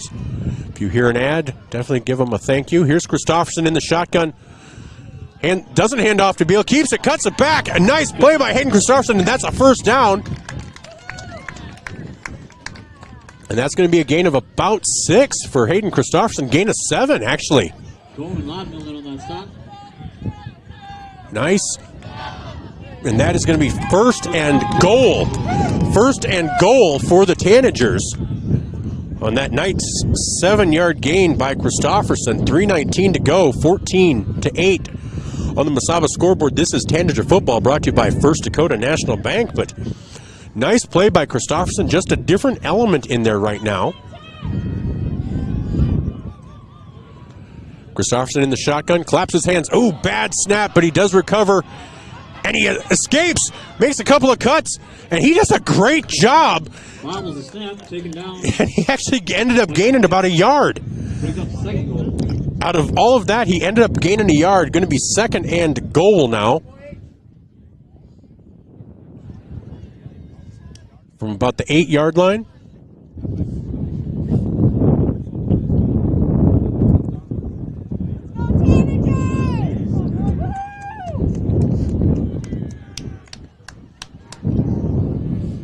So 2:26 to go and counting here in the third quarter. Christopherson back in the shotgun, empty backfield. 2 receivers right, 2 receivers left. Here's the snap. Christopherson looks, he keeps it, pulls it, tucks it. He's driving, and that's going to be another gain. Once again, met with Reiser. Brings up 3rd down and goal. It's going to be a gain down to about the 5-yard line. So a gain of about 3 for Christofferson. Couldn't find anybody with the quick pass, and so tucked it and ran it. But he's giving that element to the Tanagers. So 1:42 to go. Tanagers break the huddle. Lara moves out wide right with Doan and Peterson. Beal in the behind Christofferson in the shotgun, and Landon Cerny split left. Christofferson to Peterson. Peterson to the quick pitch. Is down at about the 1 or 2. Out to Doan. So another gain of about 3.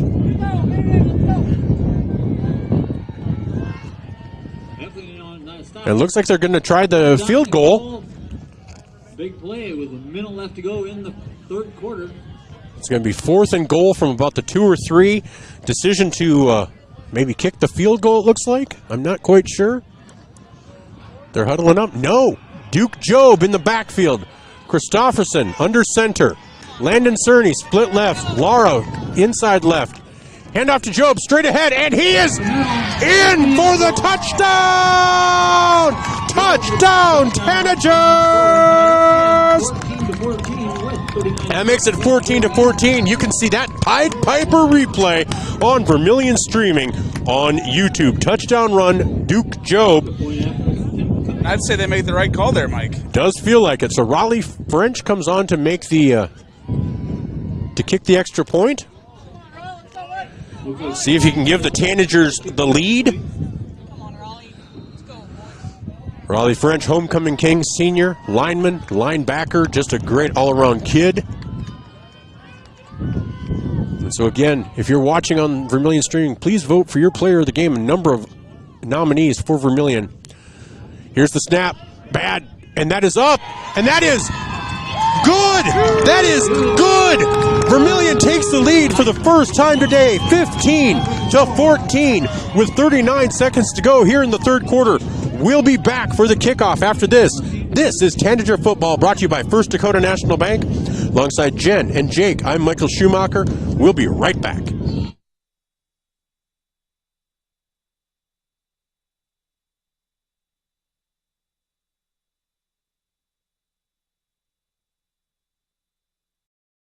Starting the first bank in South Dakota was the easy part, earning the confidence of local farmers, helping families account for their dreams, and securing the future for countless businesses took us a little longer.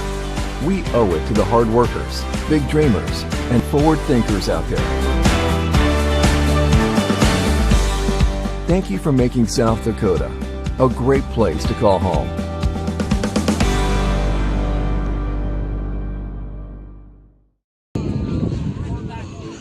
Welcome back to Vermillion Tanager Football. 39 seconds to go in the 3rd quarter. Vermillion now leads 15-14. French to kick off from the 40. Back to kick off. Dibvik and Reiser. Here's the kickoff, and that will go to about the 30-yard line. Picked up there, brought back to the 40, to the 45, 47. So about a 17-yard return for Tri-Valley. That's where they'll take over with 33 seconds to go in the 3rd quarter.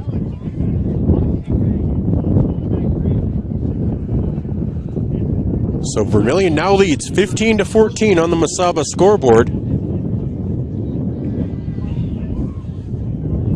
We'll see if that momentum can carry over onto the defensive side, where it feels like a few times they've solved the problem, and then the last 2 carries for Tri-Valley felt like they one was just a broken play that Dibvik was able to create something out of nothing. So here's the handoff straight ahead, and that is nothing. Yeah, swarmed. 1 yard there for Frederick. Makes it 2nd and 9.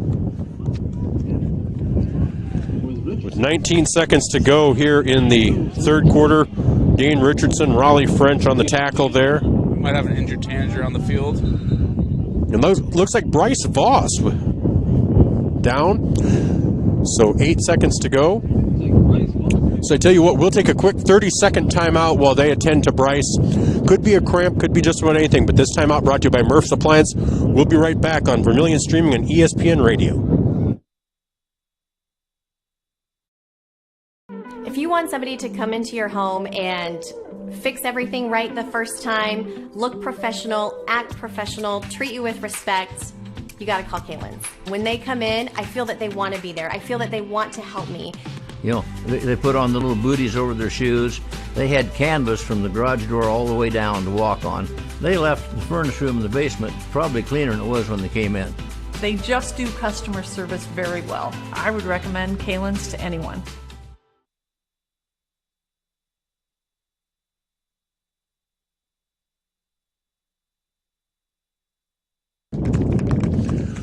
Welcome back to Tanager Football as Bryce Voss is helped off ever so gingerly. Looks like, I don't know if it's the left knee, left ankle, what it might be, but it does look like it will take him out probably for the rest of tonight. We'll hear more later, but that looks like it has some pain to it.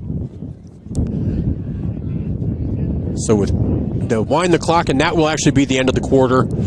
The clock would have kept running, so that will be the end of the third quarter with Vermillion leading now 15-14. We'll be back for the final quarter of action here on ESPN Radio and Vermillion streaming on YouTube. This is Tanager Football brought to you by First Dakota National Bank on the Masaba scoreboard. Vermillion leads 15-14. Alongside Jake and Jen, I'm Michael Schumacher. We'll be right back. Fuller Digital Solutions started small, but now we're growing as FDS provides live streaming coverage for over 20 schools across 3 different states on our Fuller Digital Solutions YouTube channel. Subscribe to get notified when we go live for your school events. Big events are captured live, and your business can get noticed with advertising during our live streams. Local talent and camera operators are encouraged to contact us too for future employment. No experience necessary. We will train. For information about advertising or working with Fuller Digital Solutions, email us and follow us on Facebook.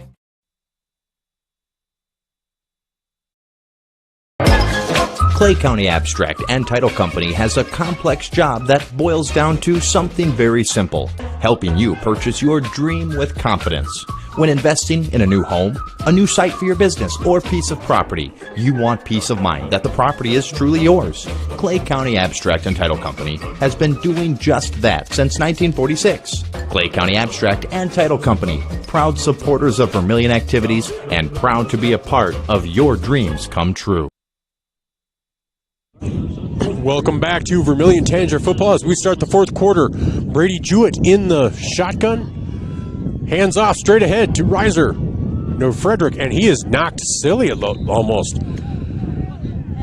Little extracurricular there with Vermillion, but that hit did not look good, and that's going to be an injury timeout as well. As I thought it, as soon as I saw him get hit, and when I said he looked like he got knocked silly, that was not great, and so he looks like he might have had his bell rung. He's trying to get up.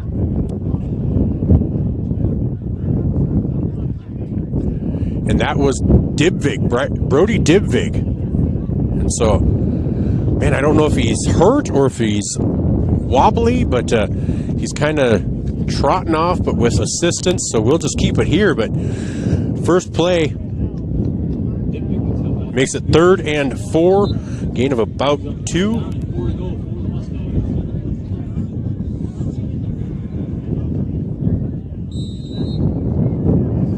So 15-14, Vermillion with the lead on the Masaba scoreboard. This is Tanager Football brought to you by First Dakota National Bank. Thank you for joining us on Vermillion Streaming and ESPN Radio. Brady Jewett in the backfield now with Reiser and Frederick. And they're going to call a false start as the wide receiver here was moving. And so they're going to call a false start here. It's going to cost Tri-Valley 5 yards, making it 3rd and 9. Offense, number 19 in the neutral. 5-yard penalty, 3rd down. So that makes it tougher. They're now back on their side of the field at their own 48-yard line.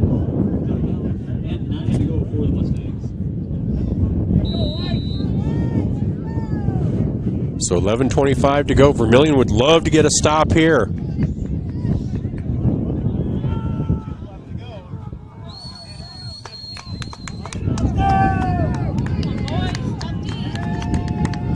So Jewett in the shotgun. Frederick to his left.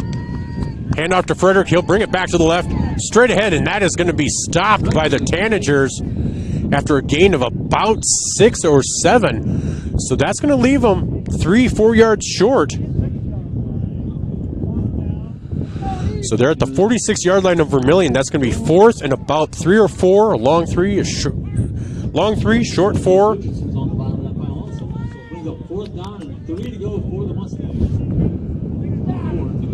So 10:38 to go. Clock is ticking. Looks like maybe they're going to punt. I believe this is going to be a punt. This is going to be the first punt. Or second punt. We have to be careful because it is does feature number 5. Like I mentioned, Landon Reiser. Be careful of a fake punt or even to the up back, which features Mr. Frederick. Sure was a fake, Mike. Oh, it was supposed to be, and then that is a kick down, and it's going to roll, and that goes into the end zone. Vermillion will take over at their own 20. They thought about faking it, but there was just nothing there. So 10:04, Vermillion will take over, leading 15-14 on the Mesaba scoreboard. It does look like it's an ankle injury for Bryce Voss as Amy Richardson is taping him up right now. So Vermillion comes back out on offense.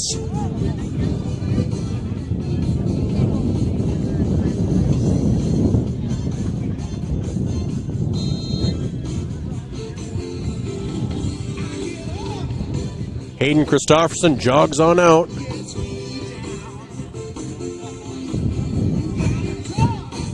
So Christopherson in the shotgun with Mike O'Beal behind him. Elijah Lara split right, 3 receivers split left. Hand off to Beal. He's going to juke a little bit, and he's going to gain maybe a yard for Beal.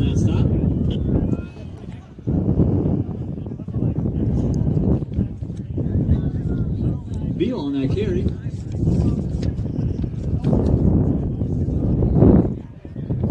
So Christopherson, with it being 2nd and 9, brings in the play from the sideline. 9:37 to go here in the 4th quarter. Boy, Vermillion would love a nice drive that eats up a bunch of time, but first you just need to get these first downs. Christopherson in the shotgun. Here's the snap. Looks to pass. Goes deep. Looks for Lara. And complete at the 44-yard line of Tri-Valley. That's a 35-yard pass between Hayden Christopherson and Elijah Lara. The third 20-plus yard pass makes it 1st and 10 for the Tanagers from the Tri-Valley 43-yard line, leading 15-14, and the clock continues to run. So if you're driving and you're eating clock, if you can end up scoring here, you have to feel pretty good if you're Vermillion. So Christopherson now with Beal set off to his right, Lara to the right, 3 receivers split left. And here's the snap. Christopherson keeps it right over the right-hand side. He's to the 30. He's to the 31-yard line. That's a gain of about 12 for Christopherson. And that's another Vermillion Tanager first down. That is a beautiful play. Christopherson's really doing that, and I never noticed him really doing it that much earlier in the season. So this is a really nice development in development of Christopherson. So 8:37 and counting. Vermillion leading 15-14 on the Mesaba scoreboard. This is Tanager Football, brought to you by First Dakota National Bank, where if you're a Tanager fan, you have to be really happy with what you've seen so far today. Obviously some breakdowns, but some things that you're really enjoying. So now Christopherson looks like he's going to be under center with 3 receivers left. 1 right, Beal behind him. Hand off to Beal, straight ahead. Oh, he did not. If he could have slipped that tackle, it would have been huge. But he was unable to, so that's going to make it 2nd and 10.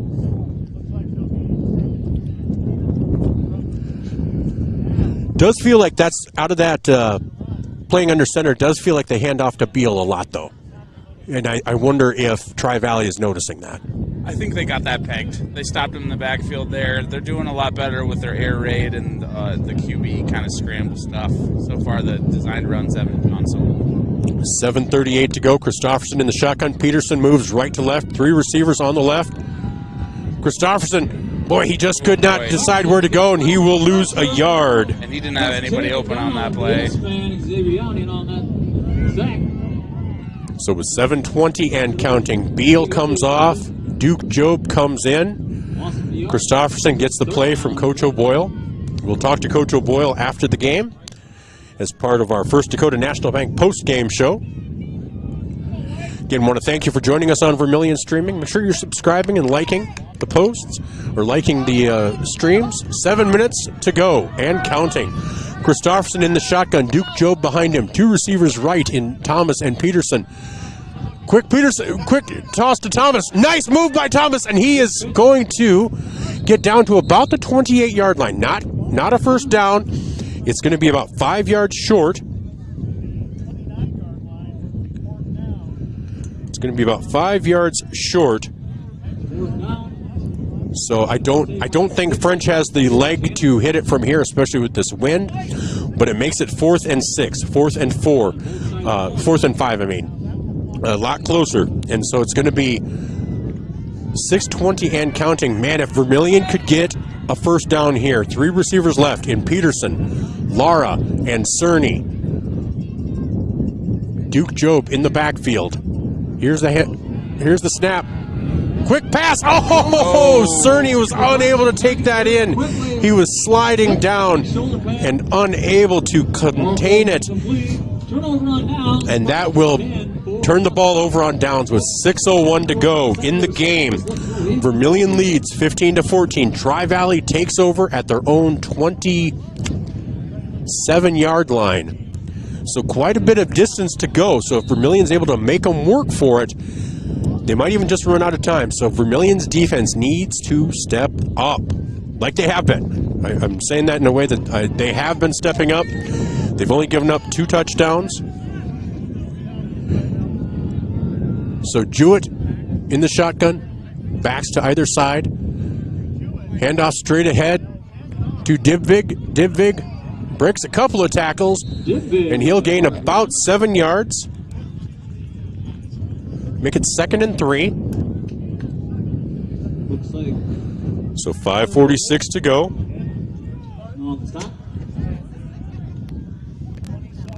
Takes up about 7 yards. Make up 2nd down and 3 to go for the Mustangs.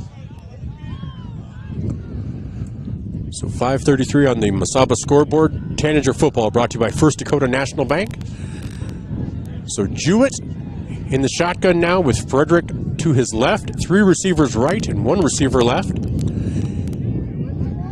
And Jewett back, trying to escape. Gets it out to Frederick. Frederick going to be brought down after a gain of about 7. Goes out of bounds and here's another Mustang first down. 1st and 10. So that's a first down for the Mustangs. Stops the clock with 5:11 to go. And they just did not plan for the leak out by Frederick on that.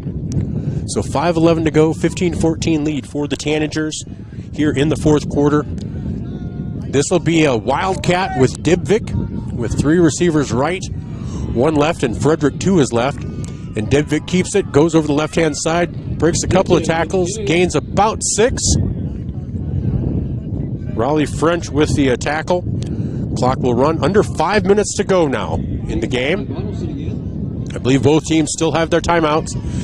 2nd and about 4. 2nd down. 4:51 to go. 4 to go for the Mustangs.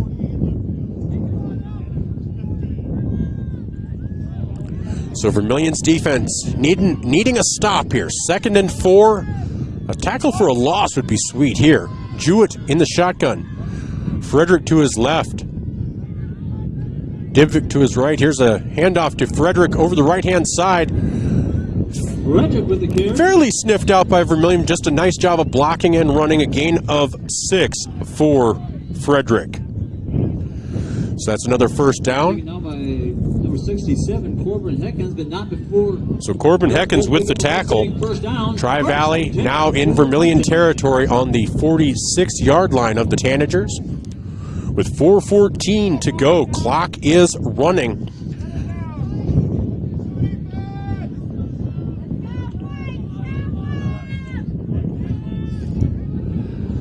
So Jewett with Dibvik to his left. One receiver left. Now Dibvik moves to the right. Jewett back, and he has to throw it, and was that complete? Complete to Dibvik, but it looks like Dibvik is slow to get up yet again. It's a gain of about 6. Nope, they marked it incomplete, so 3:45 to go, and Dibvik hobbles off. So that is big. If Dibvik is not able to go, how big is it? Dibvik. Come on, that was golden. You got me, Mike. 3:45 to go. 2nd and 10 for Tri-Valley. Jewett in the shotgun. Back to pass. He's going to get pressure. Here's the throw. No good. Incomplete. 3rd and 10 now. So 3:39 to go. This is a huge play right here for the Tanagers. It's a huge play for Tri-Valley. You got to imagine this is going to be 4-down territory for them as well. There's much time left on the clock. There's no way they're going to try to give up the ball at all. They're just going to go for it no matter what. Yeah, I guess I'm not quite sure. With 3 timeouts, you could try to stop the Tanagers. I suppose. I think it's one side, two sides of the same coin. Right. 6-1, half dozen the other. Here's the handoff, and it's to Reiser, and Reiser will have a first down, and he's down, and he's still going. And he is down to about the 13-yard line. And we have a flag. There's a flag on the field. There's a flag on the play. We'll see what the flag is about. And it's a sideline thing on Vermillion. On the far side, or the near side, over by the surprise booth. By the crow's nest. So we'll see what the flag is about, but otherwise about a 34-yard gain for Tri-Valley. Sideline Morning against Vermillion. Play resulted first down. So first down for a gain of about 34 yards. 1st and 10 from the 11-yard line. 3:30 to go. Vermillion's defense needs a stop. Tri-Valley has been down in this area before. And the clock starts to run. 3:28 and counting.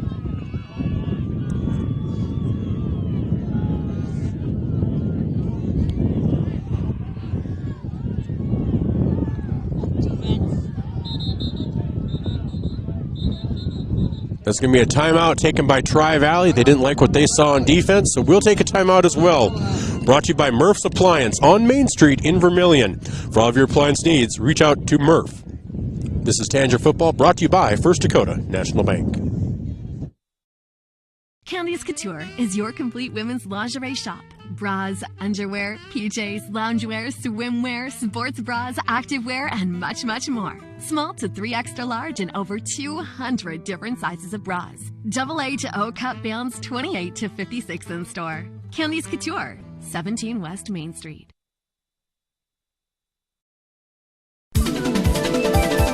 Slumberland Furniture in Yankton, the place to shop for your next new mattress. Find brands like Stearns & Foster, Nectar, and the hottest selling mattress, Purple, measured for your comfort and a dream-laden night's sleep. There's the new Adapt by Tempur-Pedic as well. Slumberland Furniture has Flex Steel furniture too, comfy and classy. That's Slumberland Furniture, 2401 Broadway, Yankton. 1st and 10 for the Mustangs from the 11. They hand off. Over the side is Frederick, and he is going to be tackled. Tackled for a... And that is a fumble. That is a fumble. This is the second time Vermillion has claimed a fumble. And Vermillion still says no to the fumble. So that is the second time that Vermillion has claimed that there was a fumble, and the refs have said no. But that ball gets moved back to about the 14-yard line now, so a loss of 3.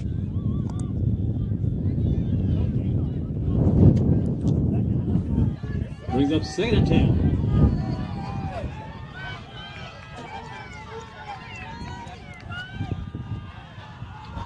So Jewett, along with Frederick, he'll hand off to Frederick. No, he keeps it. He's going to get pressured. Rolling to the right. Intercepted! Traquin Thomas with the second interception of the night. Traquin Thomas.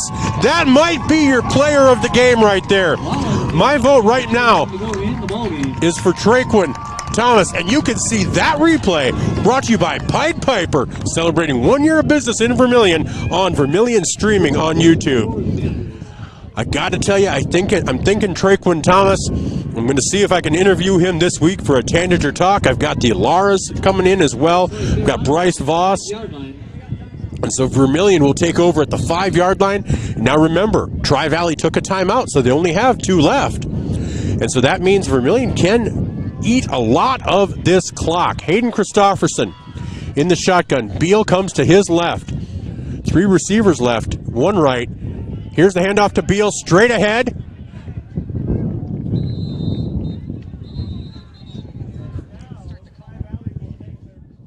Beal with the carry. Tri-Valley with the timeout. So now there's 2:07 left. Tri-Valley takes a timeout. We'll take a timeout as well. Brought to you by Murph's Appliance on Main Street in Vermillion on ESPN Radio and Vermillion Streaming.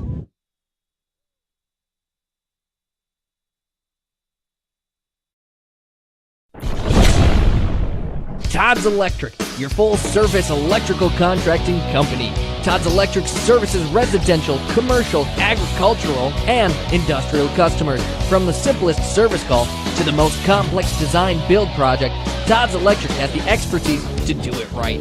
Call Todd's Electric for all your electrical needs. Todd's Electric, helping you control all things electric. Except for lightning. Todd's Electric. Go Tanagers.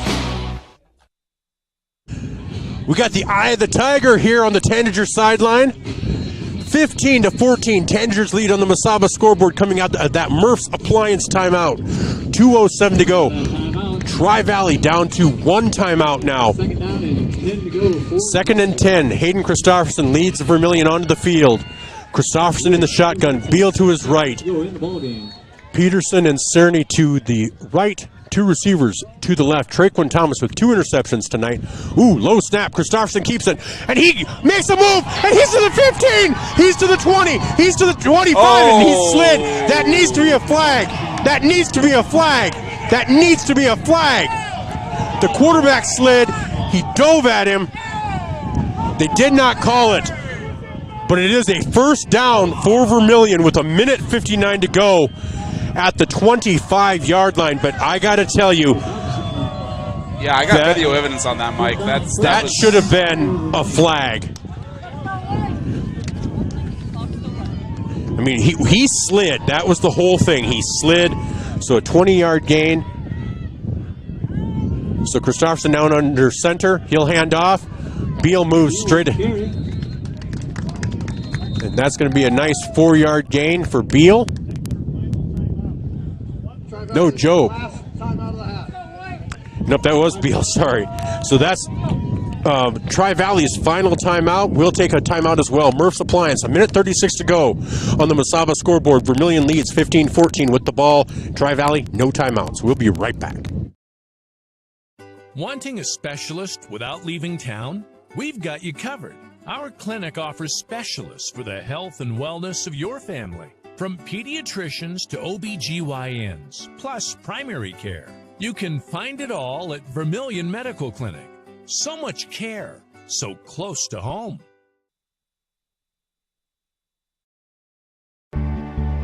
If you're looking for the perfect fit, Vermillion Vision Care Associates fits like the right pair of glasses. Vision Care Associates has its roots in family eye care, and the doctors are well known for being primary eye care providers. With the ability to treat and diagnose a variety of settings, Vermillion Vision Care Associates is the right fit for you. Plus, they can... Welcome back. 1st and 2nd and 7 for Vermillion. 1:36 to go. Here's the handoff to Job. And that's straight ahead for no gain. But the clock is going to continue to run. Duke Job, so no gain. That will make it 3rd and about 7. So Vermillion has the ball at the 29-yard line.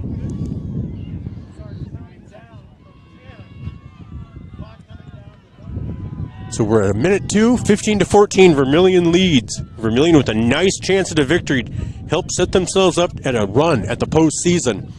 So it'd be a big victory for this Tanager team. A well-played game. A couple of big losses, but the Tanagers will take a timeout with 48 seconds to go. So we'll take a timeout as well. Again, brought to you by Murph's Appliance on Main Street in Vermillion. We'll be back in 30 seconds. If you're looking for the perfect fit, Vermillion Vision Care Associates fits like the right pair of glasses. Vision Care Associates has its roots in family eye care, and the doctors are well known for being primary eye care providers. With the ability to treat and diagnose a variety of settings, Vermillion Vision Care Associates is the right fit for you. Plus, they can fit you into a new pair of glasses, sunglasses, or contacts that feel just right. With continuing education, see the best doctors at Vermillion Vision Care Associates. Whether you're in the market to purchase a new home for your family, you want to sell your existing home, or you're a student looking to rent an apartment, Dakota Realty and Property Management can fit your needs. Being locally owned and with over 150 years of combined experience, they are the experts at helping you find your new home. Go to Dakota Realty and Property Management because they like what they do. Dakota Realty is a proud supporter of Vermillion Athletics. Dakota Realty and Property Management, located at 125 East Cherry Street, Vermillion. Welcome back to Vermillion Tanager football, brought to you by First Dakota National Bank. That timeout brought to you by Murph's Appliance. 48 seconds.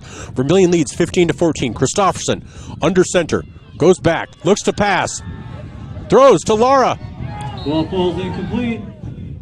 Just over the head. Wow. That brings up fourth down and the clock stops. And that stops the clock with 43 seconds to go. I'm not quite sure.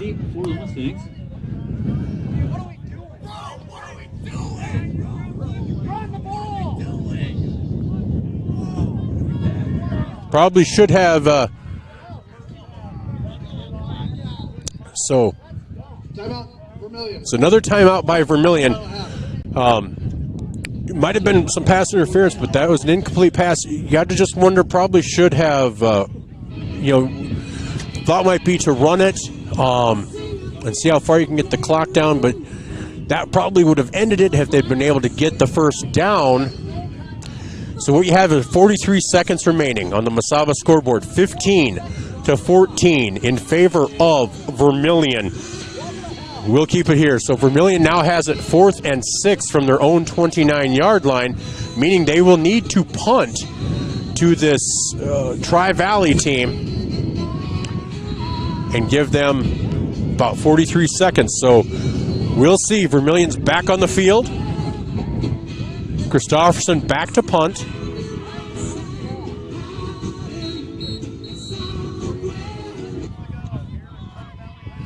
So 43 seconds to go. 15-14. Vermillion leads. Christofferson back to punt at his own 29-yard line. Back to receive for Tri-Valley are Dubvig and Reiser. Here's the kick. Lands at about the 45.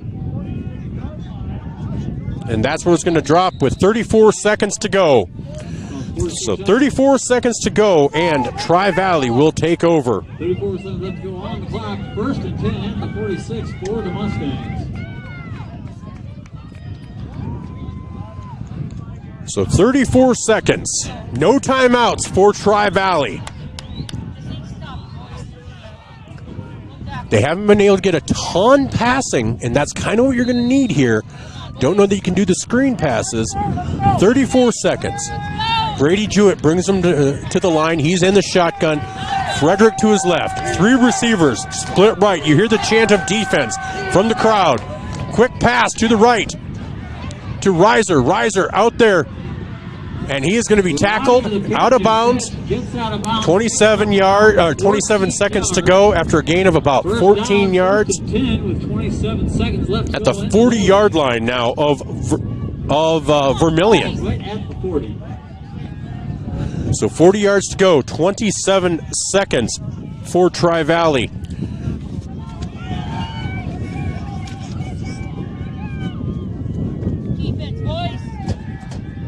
So Jewett brings him to the line. Frederick in the backfield. Here's the snap. Jewett, pass over the middle, incomplete. That'll make it 2nd and 10. They only took a second off the clock. There needs to be, the officials need to look at the clock.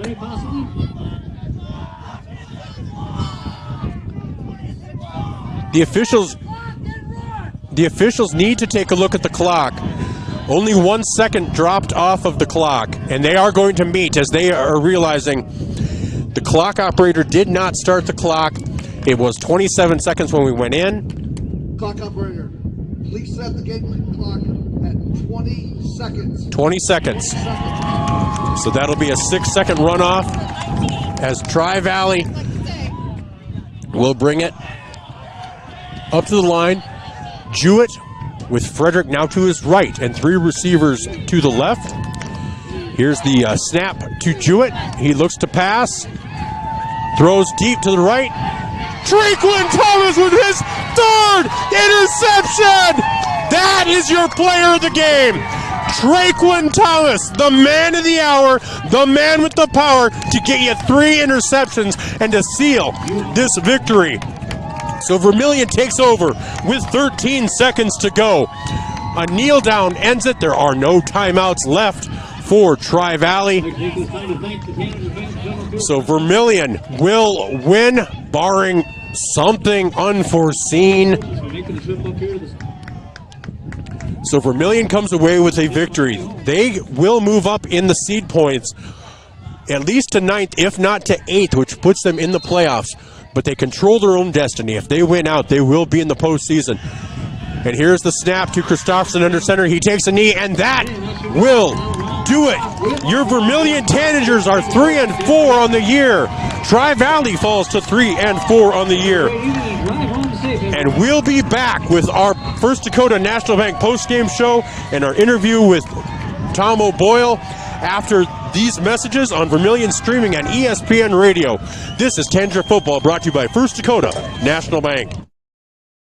Remember the Perks card from Pump and Pack? Well, guess what? There's an addition, not just a card, it's an app. The Pump and Perks app and the Pump and Perks card from Pump and Pack, Vermillion. Just go to their Facebook page, Pump and Pack, and scan the QR code and you're in. Or go to the store, Pump and Pack, and get the card. Then download the app. Each one does the same thing. Like give you 5 cents off per gallon every day, except for Sunday, it's doubled with the Perks card from Pump and Pack, Vermillion.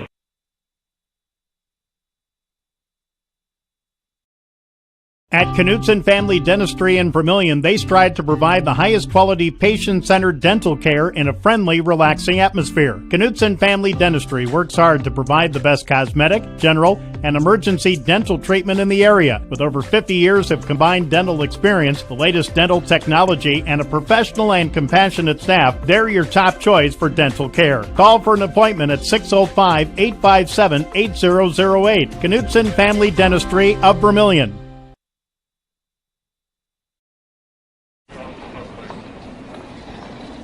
Nice. Maytag appreciates a compliment, but this Maytag washer isn't just eye candy. Wow. Inside, it's got the capacity and power to handle even the mightiest loads. I love this. Yeah, she's a beaut. It's a he. How do you know? Don't worry about it. Find Maytag products and the industry's best appliances at your local dealer. Murph's Appliance, downtown Vermillion.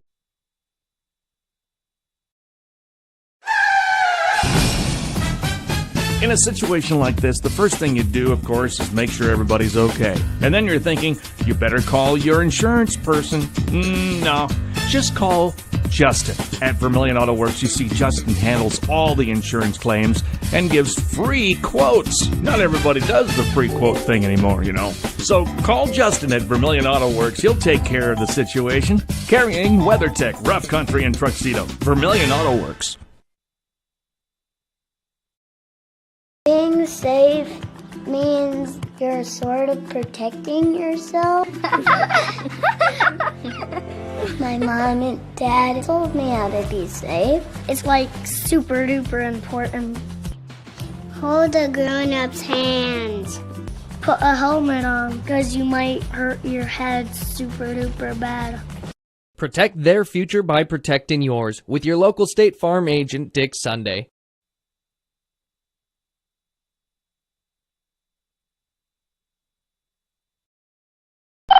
Interior technicians. Jerry, baby, I got a great idea for your next commercial. You're in a jungle with a dinosaur, looking for an outlet for your vacuum. Dinosaur? No, I said Intech has over 30 years of commercial cleaning.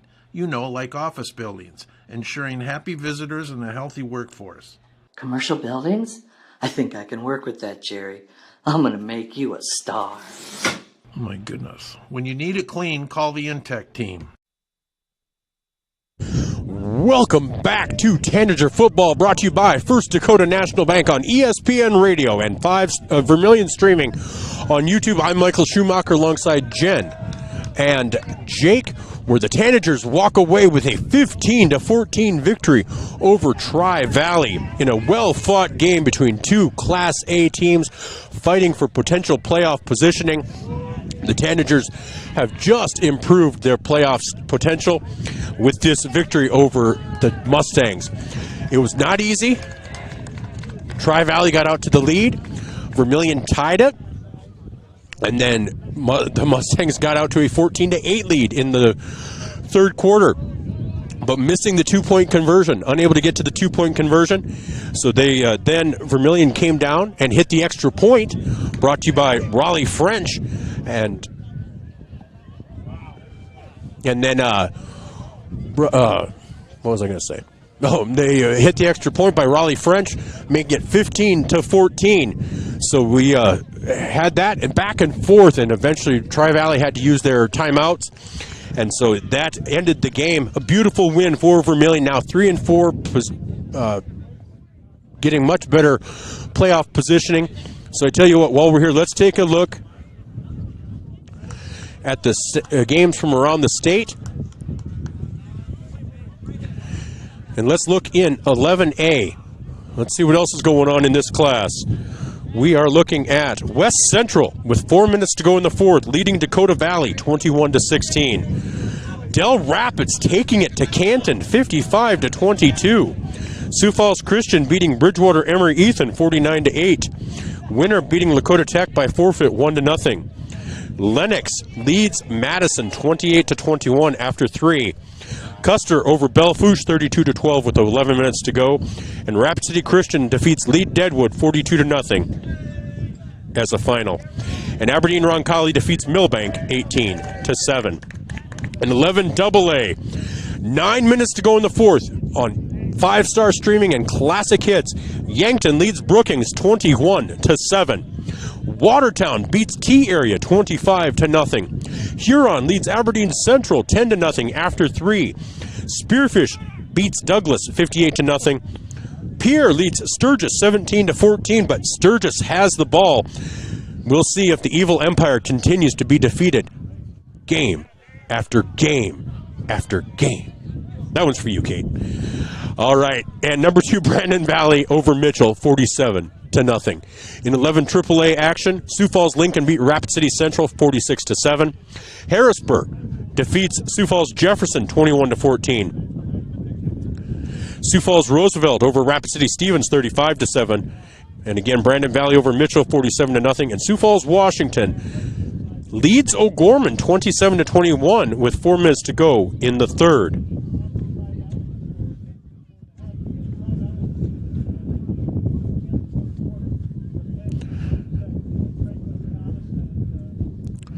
Let me get that pulled up again here. And so that's our 11A, AA, and AAA. In 11B, Mobridge Pollock defeats Clark Willow Lake. St. Thomas More beats Hot Springs. Sioux Falls Christian beats Bridgewater Emery Ethan. Dual defeats Webster Area. Sioux Valley defeats Beersford.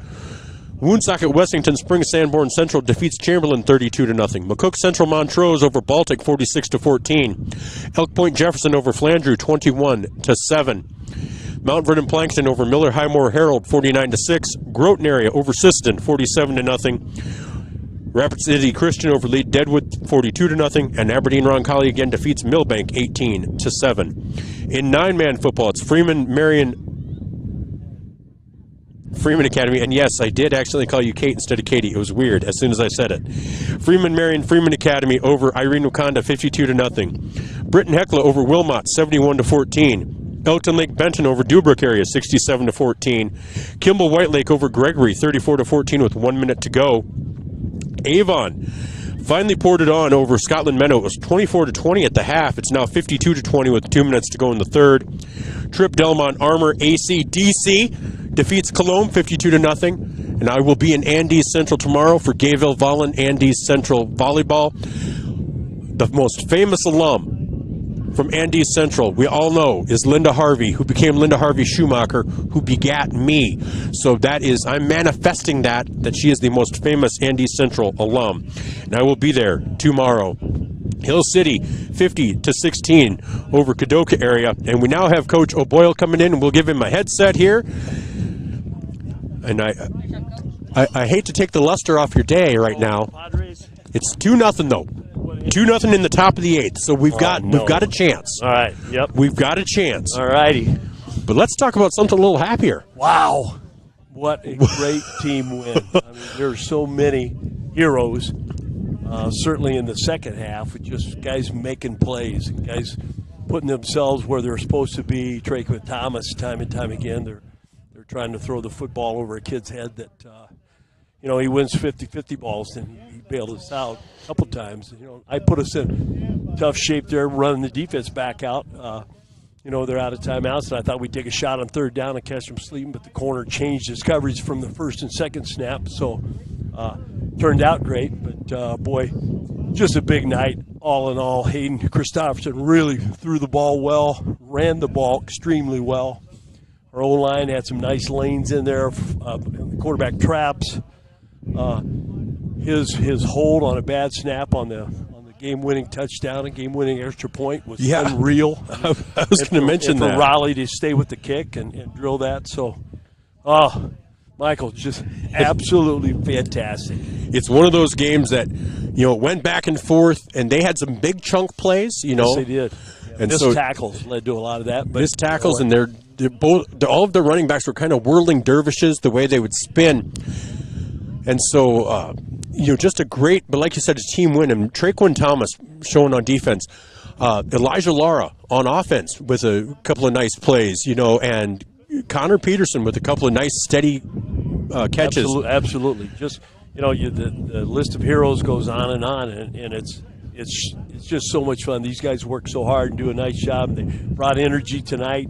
They knew that it was going to be a good football game, and you and I talked about it. Very evenly matched football game, and it played out that way.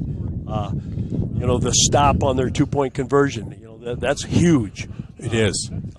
So it's all in all, man, it'll make it for a great ride back. It definitely will. Well, you guys are eating before you leave, right? They're hooked us up with some Subway boxes, so that's going to be fantastic for the kids. And Dan Sneathen's a class act as their head coach, and their kids were class acts on the field. Well, and, you walk away from this, and like you said, Hayden Christopherson, 60 yards rushing, some really nice passes, crisp passes, good decision-making out there. Right. And so, bodes well. You guys have 2 games left. You have Dakota Valley next week. Senior night. Next Senior week night. In the Dome, and so that's a huge game. We think that a win in this game really sets us up well for the postseason. So gives us a lot to play for and a lot to prepare for. And Dakota Valley had West Central tonight. I don't know what the score is there. I was hoping you had some scores. Yeah, we did, and I was just trying to remember it as we were talking. And yes, West Central leads Dakota Valley 27-22 with 1 minute to go. Fantastic, and West Central has a football. Yep, super. Yep, so we like that. So that even sets it up as a bigger game. So. It really does, and if somebody looks at playoff seeding points, you guys are just on the outside looking in. This helps a lot for that. And then, basically, like I said, you guys control your own destiny. Yes. You win out, you continue to play. Yep. That's what we want. What a nice deal. God dang, I'm happy for our kids. Oh, it was great. And so, Coach. Job well done by the coaching staff again. Had kids where they were supposed to be, had kids making plays. Certainly, we knew every formation. We knew the plays by their formation. A lot of times we executed, and other times we missed some tackles, but we were always there. And really pleased. Yeah, this was a great game. Thank you. Best of luck. Hopefully those Padres can get some 3 runs before the end of the night. 3-run homer, please. That would be nice. All right. Well, Thanks, Coach, Michael. have Talk a great to you this one. week. Enjoy D-Days. Thank you. Well, we're going to take a quick break, and we'll be right back after this to wrap up our post-game show as the Tanagers walk away victorious 15-14. We'll be back on ESPN Radio and Vermillion streaming on YouTube. Hey kids, it's never too early to start planning for your future. Did you know Masaba provides scholarships and tuition assistance? They are committed to your success, offering engineering, drafting, and welding opportunities, plus scholarships, job shadowing, and mentorship programs. Learn more at masabainc.com/career. When I grow up, I want to work at Masaba. Masaba Manufacturing, unlock your future and rock with us. A game without a crowd is just a scrimmage. A performance without an audience is just a rehearsal. Without your presence, high school sports and the performing arts aren't possible. Ensure that these essential extracurricular activities continue to enrich the lives of students in South Dakota. Purchase a ticket to your local high school's game or performance. This message presented by the SDHSAA.